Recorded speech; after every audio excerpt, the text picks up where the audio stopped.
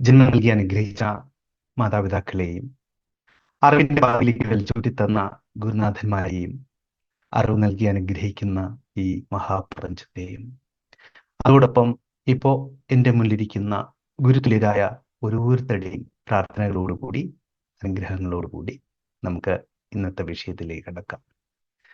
നമ്മുടെ സൂം ഫുള്ളാണ്. അത് കാണുമ്പോൾ ഒരുപാട് സന്തോഷം തോന്നുന്നുണ്ട്. മാത്രമല്ല നിങ്ങളുടെ എല്ലാം പ്രസന്നതയാർന്ന മുഖഭാവങ്ങൾ തീർച്ചയായിട്ടും ഒരുപാട് സന്തോഷത്തിന് കാരണമാകുന്നുണ്ട്. പിന്നെ മറ്റൊരു കാര്യം, നമ്മുടെ ഈ വെബിനാർ ഒരു വൺ മാൻ ഷോ അല്ല. ഞാൻ സംസാരിക്കുക, നിങ്ങൾ കേട്ടിരിക്കുക, അങ്ങനെയല്ല. ഇടയിൽ ചില കാര്യങ്ങൾ ചോദിക്കുമ്പോൾ ക്രിയേറ്റീവായിട്ട് നിങ്ങളുടെ പ്രതികരണങ്ങൾ ഉണ്ടാവണം. കാരണം അതിലൂടെ ഒത്തിരി വ്യത്യസ്തങ്ങളായിട്ടുള്ള അറിവുകളിലേക്ക് പോകാൻ നമുക്ക് സാധിക്കും. ഒന്ന്. രണ്ട്, ജീവിതത്തിന്റെ ഒരു നെക്സ്റ്റ് ലെവലിലേക്ക് പോകാൻ വേണ്ടിയുള്ള തയ്യാറെടുപ്പാണ് നമ്മൾ ഓരോരുത്തരും നടത്തുന്നത്. അതായത് കുറച്ചുകൂടി ഉന്നതമായിട്ടുള്ള ഒരവസ്ഥയിലേക്ക് പോകുന്നതിനുള്ള തയ്യാറെടുപ്പ്. അതിന് തീർച്ചയായിട്ടും നമ്മൾ മെയിൻ സ്ട്രീമിലേക്ക് വരേണ്ടതുണ്ട്. അതായത് കൂടുതൽ വ്യക്തികളോട് ഇടപഴകാൻ, കൂടുതൽ ഭംഗിയായിട്ട് സംസാരിക്കാൻ, കൂടുതൽ കാര്യക്ഷമമായിട്ട് ഗ്രൂപ്പുകളിൽ ഇഴുകിച്ചേരാൻ ഒക്കെ നമുക്ക് സാധിക്കണം. പലരും അങ്ങനെയല്ല. പലർക്കും, നിങ്ങളൊരു ബിസിനസ് ചെയ്യുന്ന ആളാണെങ്കിൽ ധാരാളം നല്ല പ്രോഡക്റ്റുകൾ ഉണ്ടാകും. നിങ്ങളുടെ വളരെ ഗുണനിലവാരമുള്ള പ്രോഡക്റ്റുകളോ സർവീസസോ ഒക്കെ തന്നെയായിരിക്കും. പക്ഷെ അത് മറ്റുള്ളവരോട് അതിൻ്റെ കാര്യങ്ങൾ പറയാൻ അവർക്കൊരു മടിയാണ്. പിന്നെ മെജോറിറ്റിക്കും സ്റ്റേജിൽ കയറി നിന്ന് സംസാരിക്കാൻ മടിയാണ്. ഇതെല്ലാം കാരണങ്ങളുണ്ട്. ഇതിലേക്കെല്ലാം നമ്മൾ ഈ വെബിനാറിൽ പോകുന്നുണ്ട്. അപ്പോൾ ഇതിനെല്ലാം മറികടക്കാൻ വേണ്ടിയിട്ട് നിങ്ങൾക്ക് മുഖ്യധാരയിലേക്ക് വരുന്നതിന് വേണ്ടിയിട്ടുള്ള ഒരു അവസരം കൂടിയാണ്, അല്ലെങ്കിൽ ഒരു പരിശീലനം കൂടിയായിരിക്കണം ഈ വെബിനാർ. സംസാരിക്കാനുള്ള, ആളുകളോട് ഇടപഴകാനുള്ള മടി നമുക്കിതിലൂടെ തീർച്ചയായിട്ടും മാറ്റിയെടുക്കേണ്ടതുണ്ട്. ഒരു നെക്സ്റ്റ് ലെവലിലേക്ക് വരാൻ തീർച്ചയായിട്ടും അതും നിങ്ങളെ സഹായിക്കും. അപ്പോൾ നമുക്കിനി വിഷയത്തിലേക്ക് വരാം. നമ്മുടെ എല്ലാവരുടെയും ഏറ്റവും നല്ല ബന്ധു, അല്ലെങ്കിൽ നിങ്ങളുടെ ഓരോരുത്തരുടെയും ഏറ്റവും അടുത്ത സുഹൃത്ത് ആരാണ്? ഒന്ന് കമന്റ് ചെയ്യാമോ? ഒന്ന് ഒന്ന് ചാറ്റിൽ വരൂ. നിങ്ങളുടെ ഏറ്റവും അടുത്ത സുഹൃത്ത് ആരാണ്? ഒന്ന് ചാറ്റ് ചെയ്യൂ. ചാറ്റിൽ നോക്കട്ടെ. പെട്ടെന്ന് ആയിക്കോട്ടെ. നമുക്ക് ഒരുപാട് സമയം സ്പെൻഡ് ചെയ്യണമല്ല. പെട്ടെന്ന് ആയിക്കോട്ടെ. ആക്റ്റീവ് ആയിരിക്കും. Very good. വേഗം ആവട്ടെ. ഗുഡ്. ശരി, വെരി ഗുഡ്. പെട്ടെന്നാവട്ടെ. ഇത് എനിക്ക് കാണാൻ വേണ്ടിയിട്ട് മാത്രമല്ല, എല്ലാവരും നോക്കണം കേട്ടോ. നിങ്ങൾ എല്ലാവരും നോക്കണം മറ്റുള്ളവർ എന്തെല്ലാം പറയുന്നുണ്ടെന്നുള്ളത്. Kabir, money, my thoughts, mind, me. Okay, നമ്മൾ തന്നെ. Very good. വരട്ടെ, വേഗം വരട്ടെ. അമ്മ, മൈ ഫ്രണ്ട്, വേഗം വരട്ടെ. വേഗം വരട്ടെ. ഇനി വരട്ടെ. വേഗം ആവട്ടെ. വൈഫ് എന്നൊക്കെ ടൈപ്പ് ചെയ്ത് കണ്ടു. Very good. കഴിഞ്ഞോ? വേഗം ആവട്ടെ. ശരി. കുറേ വ്യത്യസ്തങ്ങളായിട്ടുള്ള അഭിപ്രായങ്ങൾ വന്ന് ഗോഡ് എന്ന് വന്നിട്ടുണ്ട്. മകളും മകനും ഭാര്യയും സുഹൃത്തും ഹസ്ബൻഡും ഒക്കെ വന്നിട്ടുണ്ട്. ഒരുപാട് സന്തോഷം. അപ്പോ ഇവിടെ രണ്ട് കാര്യങ്ങളാണ് എനിക്ക് ചോദിക്കാനുള്ളത്. ഒന്ന്, വാസ്തവത്തിൽ നിങ്ങൾ പറയുന്നു ഇവരെല്ലാമാണ് നിങ്ങളുടെ സുഹൃത്ത് എന്ന്. ഈ സൗഹൃദത്തിന്റെ അടിസ്ഥാനം എന്താണ്? സുഹൃത്ത് ആരുമായിക്കോട്ടെ, ഈ സൗഹൃദത്തിന്റെ അടിസ്ഥാനം എന്ന് പറയുന്നത് നിങ്ങളാണ്. ഇവിടെ ചിലരൊക്കെ എഴുതിയിട്ടുണ്ട് ഞാൻ തന്നെയാണെന്ന് പറയുന്നുണ്ട്, ചിലർ തോട്ട്സ് എന്ന് പറയുന്നുണ്ട്. പക്ഷെ ഈ സൗഹൃദങ്ങളുടെ എല്ലാം അടിസ്ഥാനം എന്ന് പറയുന്നത് നമ്മൾ തന്നെയാണ്. സുഹൃത്താരാണെങ്കിലും ഈ സൗഹൃദങ്ങളുടെ എല്ലാം അടിസ്ഥാനം നമ്മൾ തന്നെയാണ്. അപ്പൊ അങ്ങനെയാണെങ്കിൽ ഒരു കാര്യം കൂടി ഞാൻ പറഞ്ഞുതരാം. നിങ്ങളുടെ സുഹൃത്ത് ചിലപ്പോൾ ആ സുഹൃത്തിന്റെയും നല്ല സുഹൃത്ത് തന്നെയായിരിക്കും നിങ്ങൾ, അല്ലെങ്കിൽ അമ്മയാണെങ്കിലും ഭാര്യയാണെങ്കിലും ആരാണെങ്കിലും പങ്കാളിയാണെങ്കിലും ആരായി. പക്ഷെ ഇതിനെവിടെയെങ്കിലും ഇടയിൽ ഒരിക്കൽ നിങ്ങളുടെ സ്വഭാവം ഒന്ന് മാറി എന്നിരിക്കട്ടെ. നിങ്ങളുടെ സ്വഭാവം ഒന്ന് മാറി, നിങ്ങൾ വ്യത്യസ്തങ്ങളായിട്ടുള്ള, അല്ലെങ്കിൽ അവർ പ്രതീക്ഷിക്കാത്ത ഒരു വിധത്തിൽ നിങ്ങൾ പെരുമാറുന്നുണ്ട്. അപ്പോ അവർക്ക് നിങ്ങളെ സ്നേഹിക്കാൻ പറ്റുമോ? എന്റെ ചോദ്യം മനസ്സിലായോ? ഇപ്പൊ നിങ്ങളുടെ ഭാര്യ അല്ലെങ്കിൽ ഭർത്താവ് നല്ല സുഹൃത്ത് എന്ന് പറയുന്നതിന് കാരണം നിങ്ങളുടെ നല്ല പെരുമാറ്റങ്ങൾ അദ്ദേഹത്തിന് ഇഷ്ടപ്പെടുന്നുണ്ട്. അതുകൊണ്ടാണ് നിങ്ങളോട് നല്ല സുഹൃത്തായിട്ട് നിൽക്കുന്നത്, അല്ലെ? അപ്പൊ ഏതെങ്കിലും ഒരു സമയത്ത് എന്തെങ്കിലും കാരണങ്ങൾ കൊണ്ട് നിങ്ങളുടെ പെരുമാറ്റങ്ങളിൽ ഒരു വ്യത്യസ്തത വന്നു, അവർ ആഗ്രഹിക്കുന്ന വിധത്തിലല്ല നിങ്ങളുടെ പെരുമാറ്റങ്ങൾ. അപ്പൊ അങ്ങനെയാണെങ്കിൽ അവരിഷ്ടപ്പെടില്ല. അപ്പൊ വാസ്തവത്തിൽ അവരിഷ്ടപ്പെടുന്നത് നിങ്ങളുടെ ഇപ്പോഴുള്ള നല്ല പെരുമാറ്റങ്ങളെയാണ്. നല്ല ഭാഷ, നല്ല സംസാരം, നല്ല പെരുമാറ്റം, നല്ല ചിന്തകൾ, ഇതിനെല്ലാമാണ് അവർ ഇഷ്ടപ്പെടുന്നത്. നിങ്ങളും അത് തന്നെയാണ് ഇഷ്ടപ്പെടുന്നത്. ആ വ്യക്തിയെ എന്ന് നമ്മൾ പറയുന്നുണ്ടെങ്കിൽ പോലും ആ വ്യക്തിയുടെ നല്ല പെരുമാറ്റം, നല്ല ചിന്തകൾ, നല്ല സംഭാഷണം, ഇതിനെ തന്നെയാണ് നമ്മൾ ഇഷ്ടപ്പെടുന്നത്. അപ്പൊ അങ്ങനെയാണെങ്കിൽ ഇതിനെല്ലാം അടിസ്ഥാനം എന്താണ്? ഈ പറഞ്ഞ കാര്യങ്ങളുടെ എല്ലാം അടിസ്ഥാനം എന്താണെന്ന് പറയാമോ? ടൈപ്പ് ചെയ്തോ, വെറുതെ ഇരുന്ന് കേൾക്കണ്ട, ടൈപ്പ് ചെയ്തോ, വേഗോട്ടെ, ക്യുക്ക്, തുടങ്ങിക്കൊള്ളൂ, കാണുന്നില്ല. സമയം വളരെ വിലപ്പെട്ടതാണ്, വേഗം വരട്ടെ. Love, character, good, good, love, money, ആ, മനസ്സ്, ചിന്തകൾ, സോൾ, വരട്ടെ, വേഗം വേഗം വരട്ടെ, വ്യത്യസ്തങ്ങളായിട്ടുള്ള അഭിപ്രായങ്ങൾ വരട്ടെ. മൂല്യങ്ങള്, റിലേഷൻഷിപ്പ്, സ്വഭാവം, വ്യക്തിത്വം. നോക്കൂ, ഈ സ്വഭാവം, വ്യക്തിത്വം, ലവ്, ഞാൻ ഒരുപാട് നീട്ടിക്കൊണ്ടു പോകുന്നില്ല, ദീർഘിപ്പിക്കുന്നില്ല. ഈ സ്വഭാവമായാലും വ്യക്തിത്വമായാലും ലവ് എന്ന് പറഞ്ഞാൽ ഇതിന്റെ എല്ലാം അടിസ്ഥാനം എന്ന് പറയുന്നത് നിങ്ങളുടെ മനസ്സാണ്.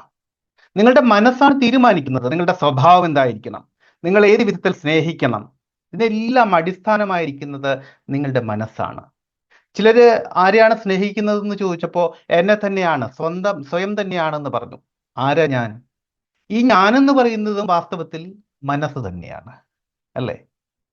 അപ്പോ അങ്ങനെ നോക്കുകയാണെങ്കിൽ ആത്യന്തികമായിട്ട് നമ്മൾ നോക്കിയാൽ നമ്മുടെ ഓരോരുത്തരുടെയും ഏറ്റവും നല്ല സുഹൃത്ത്, ഏറ്റവും നല്ല ബന്ധു എന്ന് പറയുന്നത് അവനും എൻ്റെ മനസ്സ് തന്നെയാണ്, അല്ലേ? ഇനി മറ്റൊരു ചോദ്യം, ഒറ്റ ചോദ്യം കൂടി. അങ്ങനെയാണെങ്കിൽ അവനവൻ്റെ ഏറ്റവും നല്ല സുഹൃത്ത്, ബന്ധു അവനവൻ്റെ മനസ്സാണെങ്കിൽ ഏറ്റവും വലിയ ശത്രു ആരാ? ഏറ്റവും വലിയ ശത്രു ആരാ? അതുകൂടി ഒന്ന് പറയൂ, കേൾക്കട്ടെ. Very good, good. ഏറ്റവും വലിയ ശത്രു മനസ്സ് തന്നെയാണ്, അല്ലേ? അപ്പോൾ ഇത് രണ്ടും, ഏറ്റവും വലിയ ബന്ധുവും ഏറ്റവും നല്ല സുഹൃത്തും മനസ്സ് തന്നെയാണ്, ഏറ്റവും വലിയ ശത്രു മനസ്സ് തന്നെയാണ്. എങ്ങനെയാ, എന്തുകൊണ്ടാ ഒരാൾക്ക് തന്നെ വ്യത്യസ്തങ്ങളായിട്ടുള്ള, വൈരുദ്ധ്യങ്ങളായിട്ടുള്ള രണ്ട് ഭാവങ്ങൾ ഉണ്ടാവുന്നത്? എന്താണ് ഇതിന് കാരണം? ഇതിന് കാരണമെന്ന് പറയുന്നത് മനസ്സിന്റെ ചില സവിശേഷതകൾ തന്നെയാണ്. ആ സവിശേഷതകളിലേക്ക് നമുക്ക് പോകാം. അപ്പൊ വാസ്തവത്തിൽ നമ്മൾ എങ്ങനെയാണ്, നമ്മളൊരു വാഹനം ആണ് എങ്കിൽ അതിന്റെ ഡ്രൈവറാണ് നമ്മുടെ മനസ്സ്. ഈ ഡ്രൈവർ എങ്ങനെയാണോ ഈ വാഹനത്തെ കൊണ്ടുപോകുന്നത്, ഭംഗിയായിട്ട് ഡ്രൈവ് ചെയ്താല് വേഗത്തില്, സുഖമായിട്ട്, സുരക്ഷിതമായിട്ട് ലക്ഷ്യസ്ഥാനത്തെത്താം. അതല്ല, ഈ ഡ്രൈവറുടെ ഡ്രൈവിംഗ് പിഴച്ചു പോയാൽ ഈ വാഹനത്തിന് എന്ത് സംഭവിക്കാം? ഇനി ഈ പറയുന്ന മനസ്സ് നിങ്ങളുടെ ശത്രുവാകുന്ന അല്ലെങ്കിൽ ബന്ധുവാകുന്ന ചില സാഹചര്യങ്ങൾ ഞാൻ പറയാം. ആദ്യം ഈ സവിശേഷതകളിലേക്കാണ് നമ്മൾ പോകുന്നത് കേട്ടോ, ശ്രദ്ധിച്ചോളൂ. ഞാനൊരു ടാസ്ക് പറയുകയാണ്. ഒരു 10 മീറ്റർ നീളമുള്ള കോൺക്രീറ്റിന്റെ ഒരു ഇലക്ട്രിക് പോസ്റ്റ്, KCBയുടെ ഒക്കെ പോസ്റ്റ് നിങ്ങൾ കണ്ടിട്ടുണ്ടാവും. ഒരു 10 മീറ്റർ നീളമുള്ള ഒരു ഇലക്ട്രിക് പോസ്റ്റ് ഒന്ന് മനസ്സിൽ സങ്കല്പിക്കുക. അപ്പൊ സ്വാഭാവികമായിട്ടും അതിന് ഏകദേശം ഇത്ര വീതി ഉണ്ടാകും, അല്ലെ? ഒരു അരമീറ്ററിനടുത്ത്, കഷ്ടി അരമീറ്ററിനടുത്ത് വീതിയുണ്ട്, 10 മീറ്റർ നീളമുണ്ട്. ഒന്ന് മനസ്സിൽ സങ്കല്പിച്ചോളൂ. ഈ പോസ്റ്റ് നിലത്ത് ഇങ്ങനെ വെച്ചിരിക്കുകയാണ്, വെറും നിലത്ത് വെച്ചിരിക്കുകയാണ്. ഇനി എന്റെ ചോദ്യം, ഇങ്ങനെ വെച്ചിരിക്കുന്ന പോസ്റ്റിന്റെ ഒരു ഭാഗത്തു നിന്ന് മറ്റേ ഭാഗം വരെ കണ്ണടച്ചുകൊണ്ട് നിങ്ങളിൽ എത്ര പേർക്ക് നടന്നെത്താൻ സാധിക്കും? ചോദ്യം മനസ്സിലായല്ലോ. അരമീറ്റർ വീതി, 10 മീറ്റർ നീളമുള്ള ഈ കോൺക്രീറ്റിന്റെ പോസ്റ്റിന്റെ മുകളിലൂടെ കണ്ണടച്ചുകൊണ്ട് നിങ്ങൾ എത്ര പേർക്ക് ഒരു ഭാഗത്ത് നിന്ന് അപ്പുറത്തെ ഭാഗത്തേക്ക് നടന്നെത്താൻ സാധിക്കും? കൈ ഉയർത്ത്. പറ്റും എന്ന് തോന്നുന്നില്ല, ഒന്ന് കൈ ഉയർത്തും.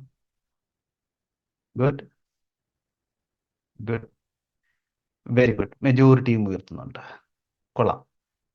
ഇനി എന്റെ അടുത്ത ചോദ്യം, കുറെ പേര് കൈ ഉയർത്തിയിട്ടില്ല. അതെന്തുകൊണ്ടാണ് നിങ്ങൾ കൈ ഉയർത്താത്ത 2-3 പേര് എന്തുകൊണ്ടാണെന്ന് പറയൂ.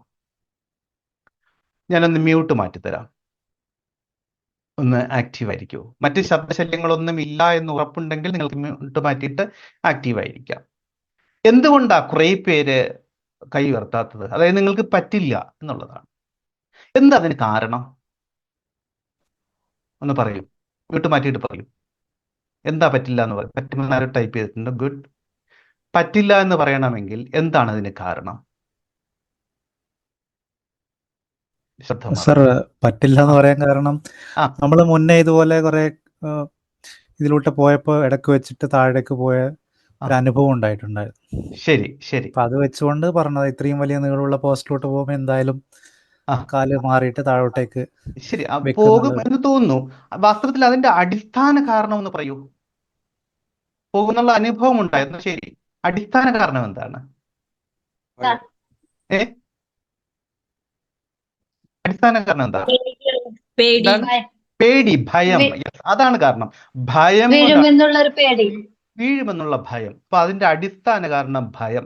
അതുകൊണ്ട് ഈ ഭയം വന്ന സമയത്ത് നിങ്ങളുടെ മനസ്സ് നിങ്ങളോട് പറഞ്ഞു നോ, പോകരുത് എന്ന് പറഞ്ഞു, അല്ലേ? അതവിടെ നിൽക്കട്ടെ. ഇനി അടുത്ത ചോദ്യം ഇതാണ്. നിങ്ങൾ കണ്ണടച്ചു പോകാൻ കുറച്ചു പേർക്ക് ബുദ്ധിമുട്ട്, അതെനിക്ക് മനസ്സിലാവും. കണ്ണ് തുറന്നു വെച്ചിട്ട് നോർമലി നിലത്ത് കിടക്കുന്ന ഈ പോസ്റ്റിന്റെ ഒരു ഭാഗത്ത് നിന്ന് മറ്റേ ഭാഗം വരെ നടന്നു പോകാൻ, വെറുതെ കണ്ണ് തുറന്ന് നടന്നു പോകാൻ നിങ്ങൾ എത്ര പേർക്ക് പറ്റും? പറ്റുന്നവരൊന്ന് കൈ ഉയർത്ത്. ടാസ്ക് മനസ്സിലായോ? പോസ്റ്റ് നിലത്താണ് വെച്ചിരിക്കുന്നത്, നിലത്തിങ്ങനെ വെച്ചിട്ടുണ്ട്. അപ്പോ മനസ്സിലായി. ഇവിടെ നിന്ന് ഇങ്ങനെ നടന്നു പോകണം, കണ്ണൊക്കെ തുറന്ന് സുഖമായിട്ട് നടന്നു പോകും. അര മീറ്റർ വീതി ഉണ്ട്. ഒന്ന് കൈ ഉയർത്ത്. Good, very good, very good. ഇനി അടുത്ത ചോദ്യം വരുന്നുണ്ട്. കുറെ പേർക്ക് കണ്ണ് അടച്ചിട്ട് പോകാൻ പറ്റുന്നുണ്ട്, കുറെ പേർക്ക് കണ്ണ് തുറന്നിട്ട് പോകാൻ പറ്റുന്നുണ്ട്. ഇനി കണ്ണ് തുറന്നിട്ട് തന്നെ ഒരു ഭാഗത്ത് നിന്ന് മറ്റേ ഭാഗം വരെ ഓടിപ്പോകാൻ എത്ര പേർക്ക് പറ്റും? ഓടാൻ എത്ര പേർക്ക് പറ്റും? ഗുഡ്, അതും മെജോറിറ്റിക്കും പറ്റുന്നുണ്ട്. ഇനിയാണ് എൻ്റെ ശരിക്കുള്ള ചോദ്യം വരുന്നത്. ഒന്ന് സങ്കല്പിക്കുക, ഇതേ നീളമുള്ള ഈ പോസ്റ്റ്, 10 മീറ്റർ നീളമുള്ള ഈ നിലത്ത് വെച്ചിരിക്കുന്ന പോസ്റ്റ്, നിങ്ങൾ കുറെ പേര് കണ്ണടച്ചുകൊണ്ട് നടന്നൊരു ഭാഗത്തെത്തിയ, കുറെ പേര് കണ്ണ് തുറന്നുകൊണ്ട് നടന്ന ഒരു ഭാഗത്തെത്തിയ, കുറെ പേര് കണ്ണ് തുറന്ന് ഓടി അപ്പുറ ഭാഗത്തെത്തിയ, സുരക്ഷിതമായിട്ടെത്തിയ ഇതേ പോസ്റ്റ് 10 നിലകളുള്ള 2 ബിൽഡിംഗ്, ഒരു ബിൽഡിംഗ് ഇവിടെ, ഒരു ബിൽഡിംഗ് ഇവിടെ, ഇതിന്റെ മുകളിൽ ബ്രിഡ്ജ് ആയിട്ട് വെച്ചിട്ടുണ്ട് എന്ന് കരുതുക. മനസ്സിലാവുന്നുണ്ടോ? ഈ ബ്രിഡ്ജിന് മുകളിലൂടെ കണ്ണ് തുറന്ന് വെച്ചിട്ട് തന്നെ നടന്ന് അപ്പുറം എത്താൻ നിങ്ങളിൽ എത്ര പേർക്ക് പറ്റും? പറ്റുമോ? അതിൽ ഒരാള് ഇല്ല, ആർക്കും പറ്റില്ല. ഇനി ഞാനൊന്ന് ചോദിക്കട്ടെ, പറ്റുമെന്ന്.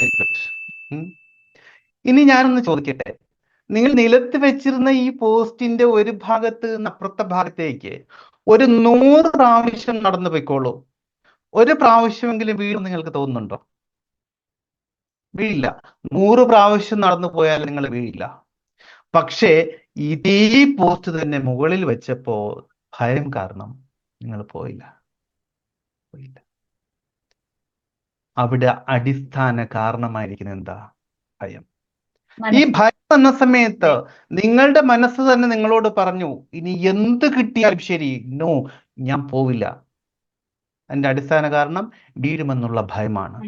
പക്ഷേ നിങ്ങൾക്ക് നിങ്ങളുടെ മനസ്സിനോട് പറയാമായിരുന്നു, എനിക്കൊന്നും സംഭവിക്കില്ല, ഞാൻ സുരക്ഷിതമായിട്ട് അപ്പുറത്തെത്തും. കാരണം ഇത് നിലത്ത് വെച്ചിരുന്ന സമയത്ത് ഞാൻ ഒരു 100 പ്രാവശ്യം ഒരു ഭാഗത്ത് നിന്ന് അപ്പുറത്തെ ഭാഗത്തേക്ക് പോയിട്ടുണ്ട്, എനിക്കൊന്നും പറ്റിയില്ല, ഞാൻ സുരക്ഷിതമായിരുന്നു. പക്ഷെ നിങ്ങളുടെ മനസ്സ് എത്ര പേർക്ക് അത് അനുസരിക്കും നോക്കുക. അപ്പൊ വാസ്തവത്തിൽ ഈ ഭയം നിങ്ങളെ ഒരു ഭാഗത്ത് നിന്ന് അപ്പുറത്തെ ഭാഗത്ത് പോകുന്നതിൽ നിന്ന് പിന്തിരിപ്പിച്ചു. നിങ്ങൾ അതിനെ അനുവദിച്ചിട്ടില്ല. ഒന്ന്, ഇതൊന്ന് നോട്ട് ചെയ്ത് വെച്ചോ. ഒന്ന്. ഇനി മറ്റൊന്ന് പണ്ടത്തെ പരീക്ഷാ കാലങ്ങളുണ്ടല്ലോ.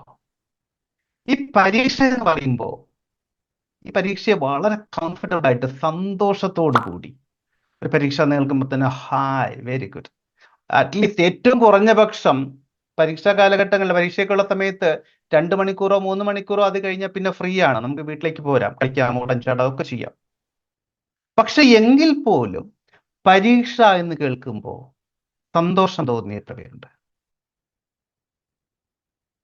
ഒരു ദിവസം ജസ്റ്റ് ഒന്ന് ഇമാജിൻ ചെയ്യുക, ഒരു ദിവസം ടീച്ചർ വന്ന് പറയുകയാണ്, നാളെ ഉച്ച വരെ ക്ലാസ് ഉള്ളൂ, അത് കഴിഞ്ഞ് നിങ്ങൾക്ക് വീട്ടിൽ പോകാം, ഇത് പറയുകയാണ്. ഉടനെ ഒരു ആരവം ഉയരും, അല്ലേ? ഹായ്, വെരി ഗുഡ് എന്ന് പറഞ്ഞിട്ട് ആരവം. അതേസമയം ടീച്ചർ എന്ന് പറയുകയാണ്, നാളെ ടെസ്റ്റ് പേപ്പർ ആണ്, രാവിലെ മുതൽ ഉച്ച വരെ, അല്ലെങ്കിൽ 10 മണി മുതൽ 1 മണി വരെ ടെസ്റ്റ് പേപ്പർ ആണ്, അത് കഴിഞ്ഞ് നിങ്ങൾക്ക് വീട്ടിൽ പോരാം. ഈ വീട്ടിൽ പോകുന്നതിനോട് ഇഷ്ടമൊക്കെ തന്നെയാണ്, പക്ഷെ ആ ഇഷ്ടം, ആ സന്തോഷം അതിന് മുൻപ് പറഞ്ഞ ആ പരീക്ഷ എന്ന് പറഞ്ഞ സംഗതി കെടുത്തി കളഞ്ഞു. റൈറ്റ്? ശരിയല്ലേ? എന്താണ് അതിന് കാരണം? എന്താ കാരണം? ഭയം. ഭയം. അവിടെയും ഭയം, പരീക്ഷയ്ക്കുള്ള പേടി. പരീക്ഷയോടുള്ള ഭയം. ഈ പരീക്ഷയോടുള്ള ഭയം നിങ്ങളെ എവിടെയാണ് കൊണ്ടെത്തിച്ചിരിക്കുന്നത്? ചില കാര്യങ്ങൾ ഞാൻ പറഞ്ഞുതരാം. ചില വ്യക്തികളെ സംബന്ധിച്ചിടത്തോളം, നിങ്ങളുടെയൊക്കെ ബാല്യകാലം ഓർത്ത് നോക്കിയാൽ മതി. ചില വ്യക്തികളെ സംബന്ധിച്ചിടത്തോളം പരീക്ഷാകാലം ആകുന്ന സമയത്ത് ചില അസ്വസ്ഥതകൾ, ശാരീരികമോ മാനസികമോ ഒക്കെ ആയിട്ടുള്ള അസ്വസ്ഥതകൾ, ചിലപ്പോൾ വയറിന് അസുഖം, ചിലപ്പോൾ തലചുറ്റല്, ഇങ്ങനെയൊക്കെയുള്ള ചിലപ്പോൾ മറ്റസുഖങ്ങൾ, ഇതെല്ലാം സംഭവിക്കും. ഇനി അതുപോലെ തന്നെ നിങ്ങൾ നന്നായിട്ട് പഠിച്ച് ഭംഗിയായിട്ട് പ്രാക്ടീസ് ചെയ്തു പോയ പല കാര്യങ്ങളും ഈ എക്സാം ഹാളിൽ എത്തുമ്പോൾ സംഭവിക്കുക, ഓർത്തെടുക്കാൻ പറ്റുന്നില്ല. അല്ലെങ്കിൽ നിങ്ങൾ പറയും മറന്നു പോകും, കിട്ടുന്നില്ല എന്ന് പറയും. ശരിയല്ലേ? ഇനി മറന്നുപോയി, സാരില്ല, പൊയ്ക്കോട്ടെ. മറക്കും. എന്നാൽ ഈ മറന്നുപോയ ഇതേ കാര്യം നിങ്ങൾ എക്സാം ഷീറ്റ്, ആൻസർ ഷീറ്റ് എല്ലാം കൊടുത്തിട്ട് തിരികെ വീട്ടിലേക്ക് പോകുന്ന സമയത്ത്, പറമ്പിലൂടെ കളിച്ചും മീൻ പിടിച്ചുമൊക്കെ ഇങ്ങനെ പോകുന്ന സമയത്ത് നിങ്ങൾക്ക് ഓരോന്നായിട്ട് ഓർമ്മ വരും. എന്താ കാരണം? പരീക്ഷാ ഹാളിൽ ഓർമ്മ വരാതിരിക്കാനും തിരികെ ഉല്ലസിച്ചു പോയപ്പോൾ ഓർമ്മ വരാനും കാരണം എന്താ? എന്താ എക്സാം ഹാളിൽ വെച്ചിട്ട് എന്താ ഓർമ്മ വരാത്തത്? നന്നായിട്ട് പഠിച്ചു പോയതാണ്, നന്നായിട്ട് എഴുതി മനസ്സിലാക്കി പോയതാണ്, പക്ഷെ അവിടെ ഓർമ്മ വരാത്തതിന് കാരണം എന്താ? ഭയം കൊണ്ട്. മനസ്സിന്റെ ഭയം, ടെൻഷൻ. യെസ്, ഭയം തന്നെയാണ്. ഈ ഭയം നിങ്ങളെ മാനസിക സമ്മർദ്ദത്തിലേക്ക് നയിച്ചു, അല്ലേ? പക്ഷേ എക്സാം ഷീറ്റ് എല്ലാം കൊടുത്തു, നല്ല ഉല്ലസിച്ച് സന്തോഷിച്ച് കളിച്ചും ചിരിച്ചും പോകുന്ന സമയത്ത് നിങ്ങൾ റിലാക്സ്ഡ് ആയി. അപ്പോഴേക്കും ഓരോന്നായിട്ട് ഓർമ്മ വന്നു. നോക്കൂ, നമ്മൾ ശരിക്കും നമ്മുടെ വെബിനാർ അതിൻ്റെ ആത്യന്തികമായിട്ടുള്ള ലക്ഷ്യമെന്ന് പറയുന്നത് സമ്പന്നതയിലേക്ക്, സമൃദ്ധിയിലേക്ക് എങ്ങനെ നയിക്കാം, എങ്ങനെ മുന്നോട്ട് പോകാം എന്നുള്ളത് തന്നെയാണ്.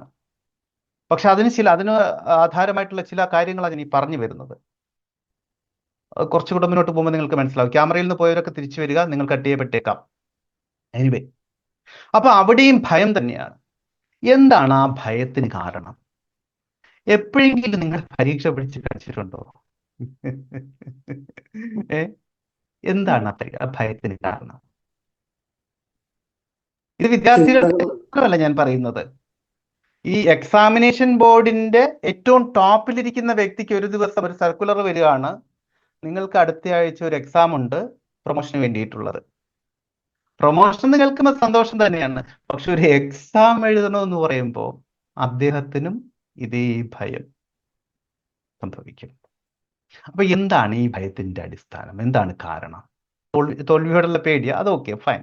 ആ തോൽവിയെ പേടിക്കണം, അല്ലെങ്കിൽ എക്സാമിനെ പേടിക്കണം എന്ന് നിങ്ങളോട് ആരാണ് പറഞ്ഞത്? കാര്യം ഇത്രയേ ഉള്ളൂ, ഞാൻ അവിടെ ദീർഘിപ്പിക്കുന്നില്ല, നിങ്ങൾ റെസ്പോണ്ട് ചെയ്യണം കേട്ടോ.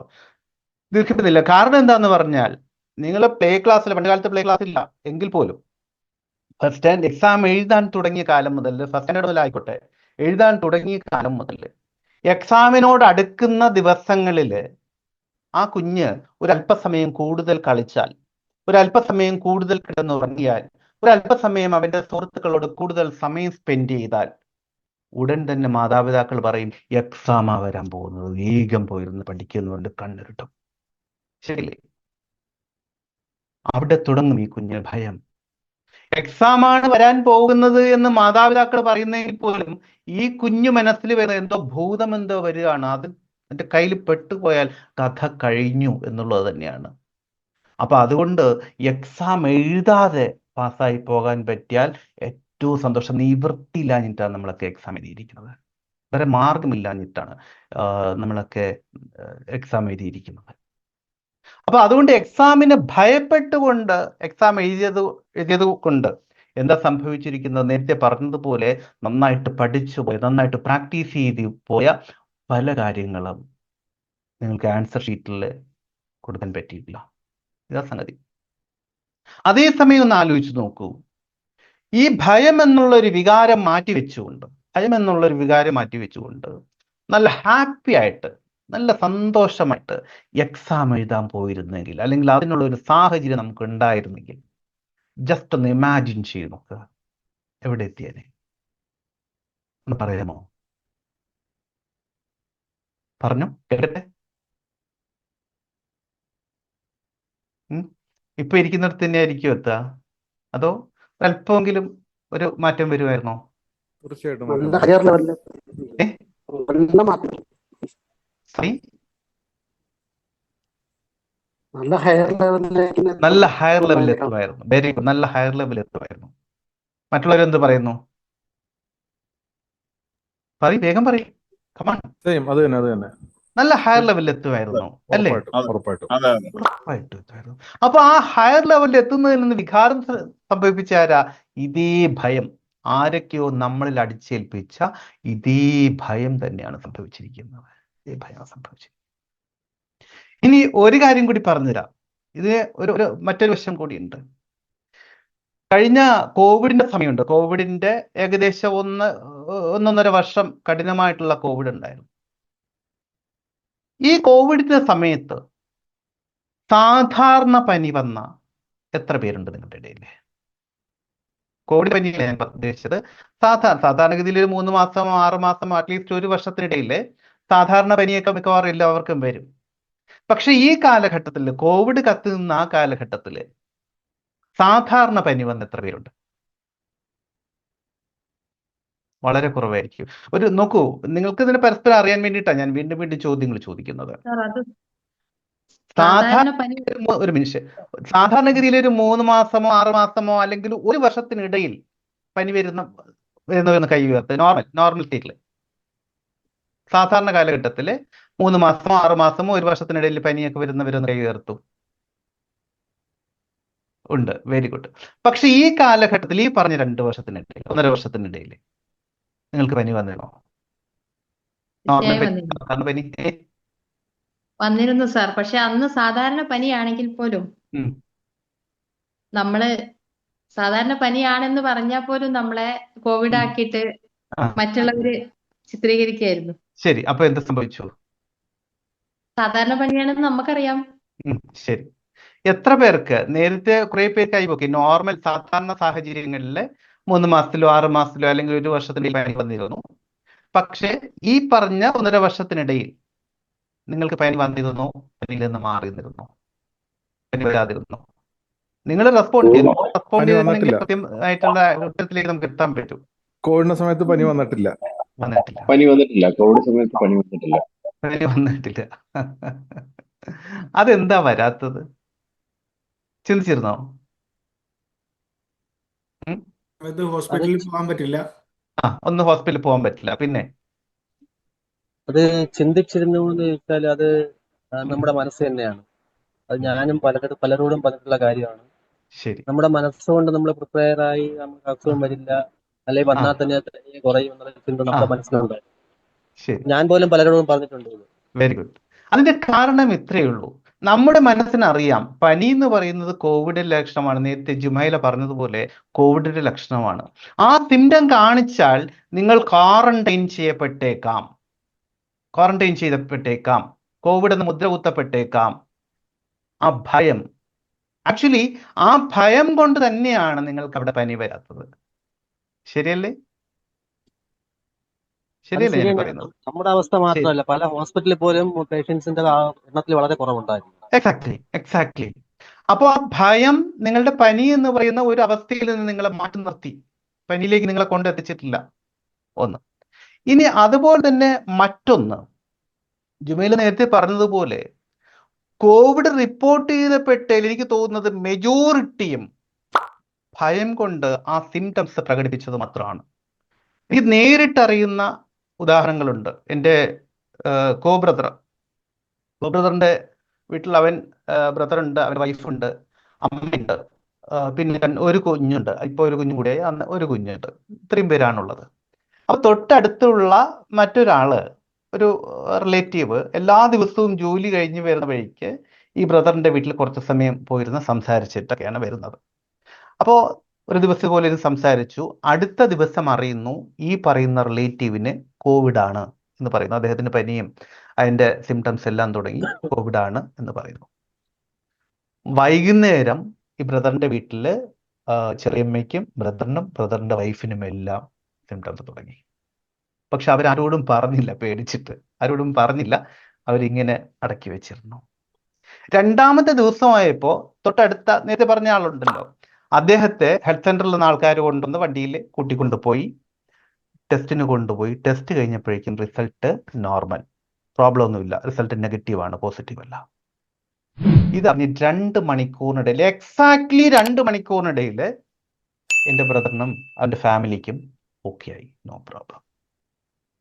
സപ്പോസ് ഞാൻ പറയാൻ, സപ്പോസ് ഈ ആദ്യം പറഞ്ഞ ആൾക്ക് കോവിഡ് ആണ് എന്ന് സ്ഥിരീകരിച്ചിരുന്നുവെങ്കിൽ മറ്റവരും കോവിഡിലേക്ക് പോകും. ഇതുപോലെയുള്ള അനുഭവങ്ങൾ ഉണ്ടായിട്ടുണ്ടോ കോവിഡിന്റെ സമയത്ത്? ഒന്ന് പറയുകൊണ്ടേയും. ഇല്ല സാർ, കൂടുതൽ ആള് മരിച്ചതും ആ കോവിഡിന്റെ പേടി കാരണമാണ്. തീർച്ചയായിട്ടും കൂടുതൽ മരണങ്ങൾ സാർ ഞാന് പറയൂ പറയൂ പറഞ്ഞോട്ടെ സാർ.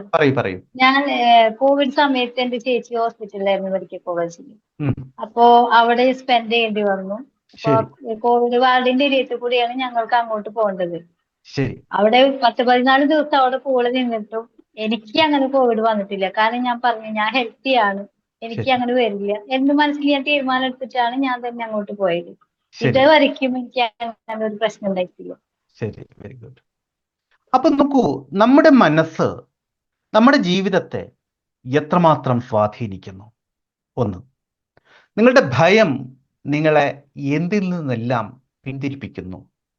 ഒരിക്കൽ എക്സാമിൽ നിന്ന് പിന്തിരിപ്പിച്ചു, എക്സാം എഴുതാനുള്ള സ്വസ്ഥതയും സമാധാനത്തേക്ക് എടുത്തി, അത് നിങ്ങളെ എവിടെ കൊണ്ടെത്തിച്ചു എന്ന് നിങ്ങൾക്കറിയാം. മറ്റൊരിക്കൽ സംഭവിച്ചത് എന്താ? വളരെ സിമ്പിളായിട്ട് നിങ്ങൾ കടന്നുപോയിക്കൊണ്ടിരുന്ന ഒരു ഇലക്ട്രിക് പോസ്റ്റിന്റെ ഒരു ഭാഗത്ത് മറ്റൊരു ഭാഗത്തേക്ക് നിങ്ങൾ നടന്നും ഓടിയും ചാടിയും ഒക്കെ കടന്നുപോയിക്കൊണ്ടിരുന്നത് നിങ്ങളെ അതിൽ നിന്ന് പിന്തിരിപ്പിച്ചു. അതിന് കാരണം ഭയം തന്നെയാണ്. നിങ്ങളുടെ മനസ്സ് നിങ്ങളോട് പറഞ്ഞു, നോ, എനിക്ക് പറ്റില്ല. നിങ്ങൾ അതിൽ നിന്ന് മാറ്റി നിർത്തി. 3, ഇടയ്ക്കിടയ്ക്ക് വന്നുകൊണ്ടിരുന്ന അസുഖം പോലും കോവിഡ് എന്ന് പറയുന്ന ഒരു സംഗതിയോടുള്ള ഭയം കാരണം നിങ്ങൾക്ക് വരാതായി. അപ്പോൾ ആത്യന്തികമായിട്ട് നമ്മൾ നോക്കിയാൽ ഈ ഭയം എന്ന് പറയുന്നത് നമ്മളെ പലതിൽ നിന്നും മാറ്റി നിർത്തുന്നുണ്ട്. പലയിടങ്ങളിലും പ്രതിസന്ധികളെയും പ്രതിബന്ധങ്ങളെയും തീർക്കുന്നുണ്ട്. ഇനി സൈക്കോളജിക്കലി പറയുകയാണെങ്കിൽ ഒരു വ്യക്തിയിൽ ഫിയർ എന്ന് പറയുന്ന, ഭയം എന്ന് പറയുന്ന ഒരു അവസ്ഥ സംഭവിച്ചു കഴിഞ്ഞാൽ, ഒരു വൈകാരിക ഭാവം ഉണർന്നു കഴിഞ്ഞാൽ 3 കാര്യങ്ങൾ സംഭവിക്കും. 3 കാര്യങ്ങൾ സംഭവിക്കുമെന്നല്ല, 3 കാര്യങ്ങൾ സംഭവിച്ചേക്കാം. ഒന്ന്, ഫ്ലൈറ്റ്. ഫ്ലൈറ്റ് എന്ന് പറഞ്ഞാൽ ആ സ്ഥലത്ത് നിന്ന് രക്ഷപ്പെടുക, ആ സ്ഥലത്ത് നിന്ന് വേഗം ഓടി രക്ഷപ്പെടുക. ഇപ്പം നമ്മളൊരു സ്ഥലത്തൂടെ നടന്നു പോവുകയാണ്, ഒരു മൃഗം നമ്മളെ ആക്രമിക്കാൻ വന്നു, എന്താ ചെയ്യുക? ഓടി രക്ഷപ്പെടും. അതിനെയാണ് ഫ്ലൈറ്റ് എന്ന് പറയുന്നത്. 2, ഫൈറ്റ്. അതിനെ പ്രതിരോധിക്കുക, അതിനോട് യുദ്ധം ചെയ്യുക. അതായത് ഈ മൃഗം ആക്രമിക്കാൻ വന്നു കഴിഞ്ഞാൽ അതിനെ എങ്ങനെയെങ്കിലും കീഴ്പ്പെടുത്തുക. ഇത് 2ാമത്തെ അവസ്ഥ. പക്ഷെ അത് താരതമ്യേന കുറവായിരിക്കും. 3ാമത്തെ ഒരു അവസ്ഥ കൂടെയുണ്ട്, ഫ്രീസ്. അതായത് ഒന്നും ചെയ്യാൻ പറ്റാത്ത ഒരവസ്ഥ, കൈയും കാലും മരവിച്ചു പോകുക എന്നൊക്കെ പറയുന്നില്ലേ. അതായത് അപ്രതീക്ഷിതമായിട്ടുള്ള ഒരു സമയത്ത്, ഇപ്പൊ രാത്രിയിൽ നിങ്ങളൊരു ശബ്ദം കേട്ടിട്ട് നിങ്ങൾ ഉണർന്ന് നോക്കുന്ന സമയത്ത് വീട്ടിലൊരു കള്ളനെ കണ്ടു. എന്താണ് സംഭവിക്കുക? ഈ 3 കാര്യങ്ങളിൽ ഒന്നായിരിക്കും സംഭവിക്കുക. ഒന്ന്, നിങ്ങൾ രക്ഷപ്പെടാൻ നോക്കുക മീൻസ് അലറി ഒച്ചയുണ്ടാക്കി ബഹളം വെച്ച് ആൾക്കാരെ കൂട്ടി വരാൻ നോക്കുക, അല്ലെങ്കിൽ അവിടെ നിന്ന് രക്ഷപ്പെടാൻ നോക്കും. 1. 2, ഫ്രീസ്. അതായത് ഈ ഒച്ച ഉണ്ടാക്കാൻ പോലും ശബ്ദം വരില്ല, നിങ്ങൾക്ക് ഓടി രക്ഷപ്പെടാൻ കാലുകൾ ഇങ്ങനെ നിലത്തുറച്ച മാതിരിയായി പോകും. 3ാമത് മാത്രമേ, വളരെ ചെറിയൊരു പോസിബിലിറ്റി മാത്രമേ അയാളെ ഫൈറ്റ് ചെയ്യാൻ, അയാളെ കീഴ്പ്പെടുത്താൻ നമ്മൾ നോക്കൂ. നമുക്കറിയാം നമ്മുടെ വീടാണ്, അവിടെ പ്രാധാന്യം നമുക്കാണ്, ആയുധങ്ങൾ എവിടെയുണ്ട് നമുക്കറിയാം. ഏതെല്ലാം വിധത്തിൽ, മാത്രമല്ല ഒരുപക്ഷെ നമ്മുടെ വീട്ടിൽ അംഗസംഖ്യയും കൂടുതലുണ്ടാകാം. പക്ഷെ എങ്കിൽ പോലും ഇതുപോലെയുള്ള സാഹചര്യങ്ങളിൽ പലപ്പോഴും ആ കള്ളനായിരിക്കും വിൻ ചെയ്യുന്നത്. അതിന്റെ കാരണം അപ്രതീക്ഷിതമായിട്ട് നിങ്ങളിൽ ഒരു ഭയം ജനിക്കുന്ന സമയത്ത് ഇത് 3-ൽ ഏതെങ്കിലും ഒരു കാര്യത്തിലൂടെ ആയിരിക്കും നിങ്ങൾ കടന്നു പോകുന്നത്. ഒന്നുകിൽ ഫ്ലൈറ്റ്, അല്ലെങ്കിൽ ഫൈറ്റ്, അല്ലെങ്കിൽ ഫ്രീസ്. ഇതിൽ മെജോറിറ്റിയും ഫ്ലൈറ്റ് ഓർ ഫ്രീസ് ഇതിലായിരിക്കും. ഫൈറ്റ് ചെയ്യാനുള്ള സാഹചര്യങ്ങൾ താരതമ്യേന വളരെ കുറവായിരിക്കും. ക്ലിയർ ആവുന്നുണ്ടോ? ഞാൻ ഈ പറഞ്ഞത് മനസ്സിലായോ? ശരിയായിട്ട് മനസ്സിലായോ? ഇത് ശരിയായിട്ട് മനസ്സിലായിട്ടുണ്ടെങ്കിൽ മാത്രമേ നമുക്ക് അടുത്ത തലത്തിലേക്ക് പോകൂ. നോക്കൂ, നിങ്ങളുടെ ക്യാമറ ഇല്ലാത്തവര് ഇപ്പൊ കട്ടായി പോയേക്കാം. സോ ക്യാമറയിൽ വരൂ, വീഡിയോയിൽ വരൂ.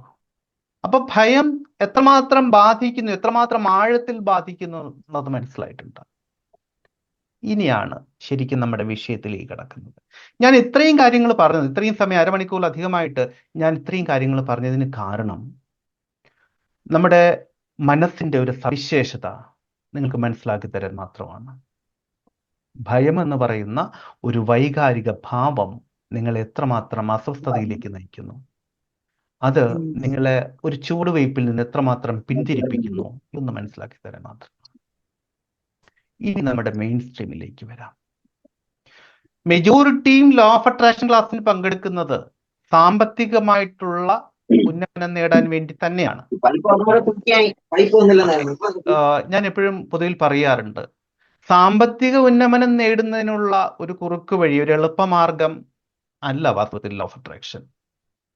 ലോ ഓഫ് അട്രാക്ഷനിലൂടെ സാമ്പത്തികമായിട്ടുള്ള മെച്ചപ്പെടല് ഒരു വ്യക്തിയിൽ സംഭവിക്കുന്നുണ്ട് എങ്കിൽ അതിന് പിന്നിൽ മറ്റു ചില കാര്യങ്ങളുണ്ട്. മാനസികവും വൈകാരികവും ആത്മീയവുമായ പരിവർത്തനം ഒരു വ്യക്തിയിൽ സംഭവിക്കുന്ന സമയത്ത് മാത്രമാണ് അദ്ദേഹത്തിലെ സാമ്പത്തികമായിട്ടുള്ള മെച്ചപ്പെടലുകൾ സംഭവിക്കുന്നത്. നോക്കൂ, ബാക്ക്ഗ്രൗണ്ടിൽ ഒച്ചകൾ വരുന്നുണ്ടെങ്കിൽ നിങ്ങൾ സ്വയം മൈക്ക് മ്യൂട്ട് ചെയ്യൂ. ഒച്ച വന്നാൽ നിങ്ങൾ നിലനിർത്താൻ ബുദ്ധിമുട്ടുണ്ടാകും. അപ്പോ സോറി, ഞാൻ പറഞ്ഞു വന്ന വിഷയം വിട്ടുപോയി.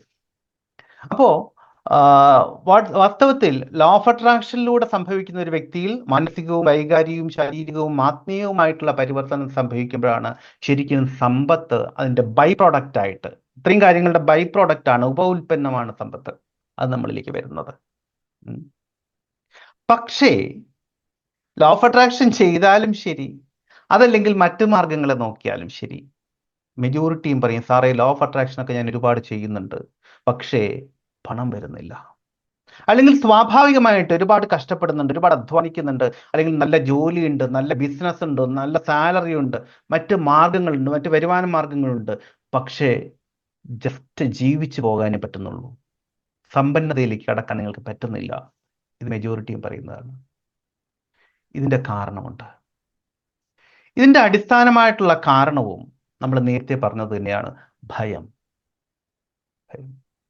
അതായത് പണം എന്നുള്ള ഒരു കാര്യത്തെക്കുറിച്ച് നിങ്ങളുടെ മനോഭാവം, അതിനോടുള്ള കാഴ്ചപ്പാട്, അടിസ്ഥാനപരമായിട്ടുള്ള കാഴ്ചപ്പാട് എന്താണ് എന്നൊന്ന് നമുക്കൊന്ന് പരിശോധിച്ച് നോക്കാം.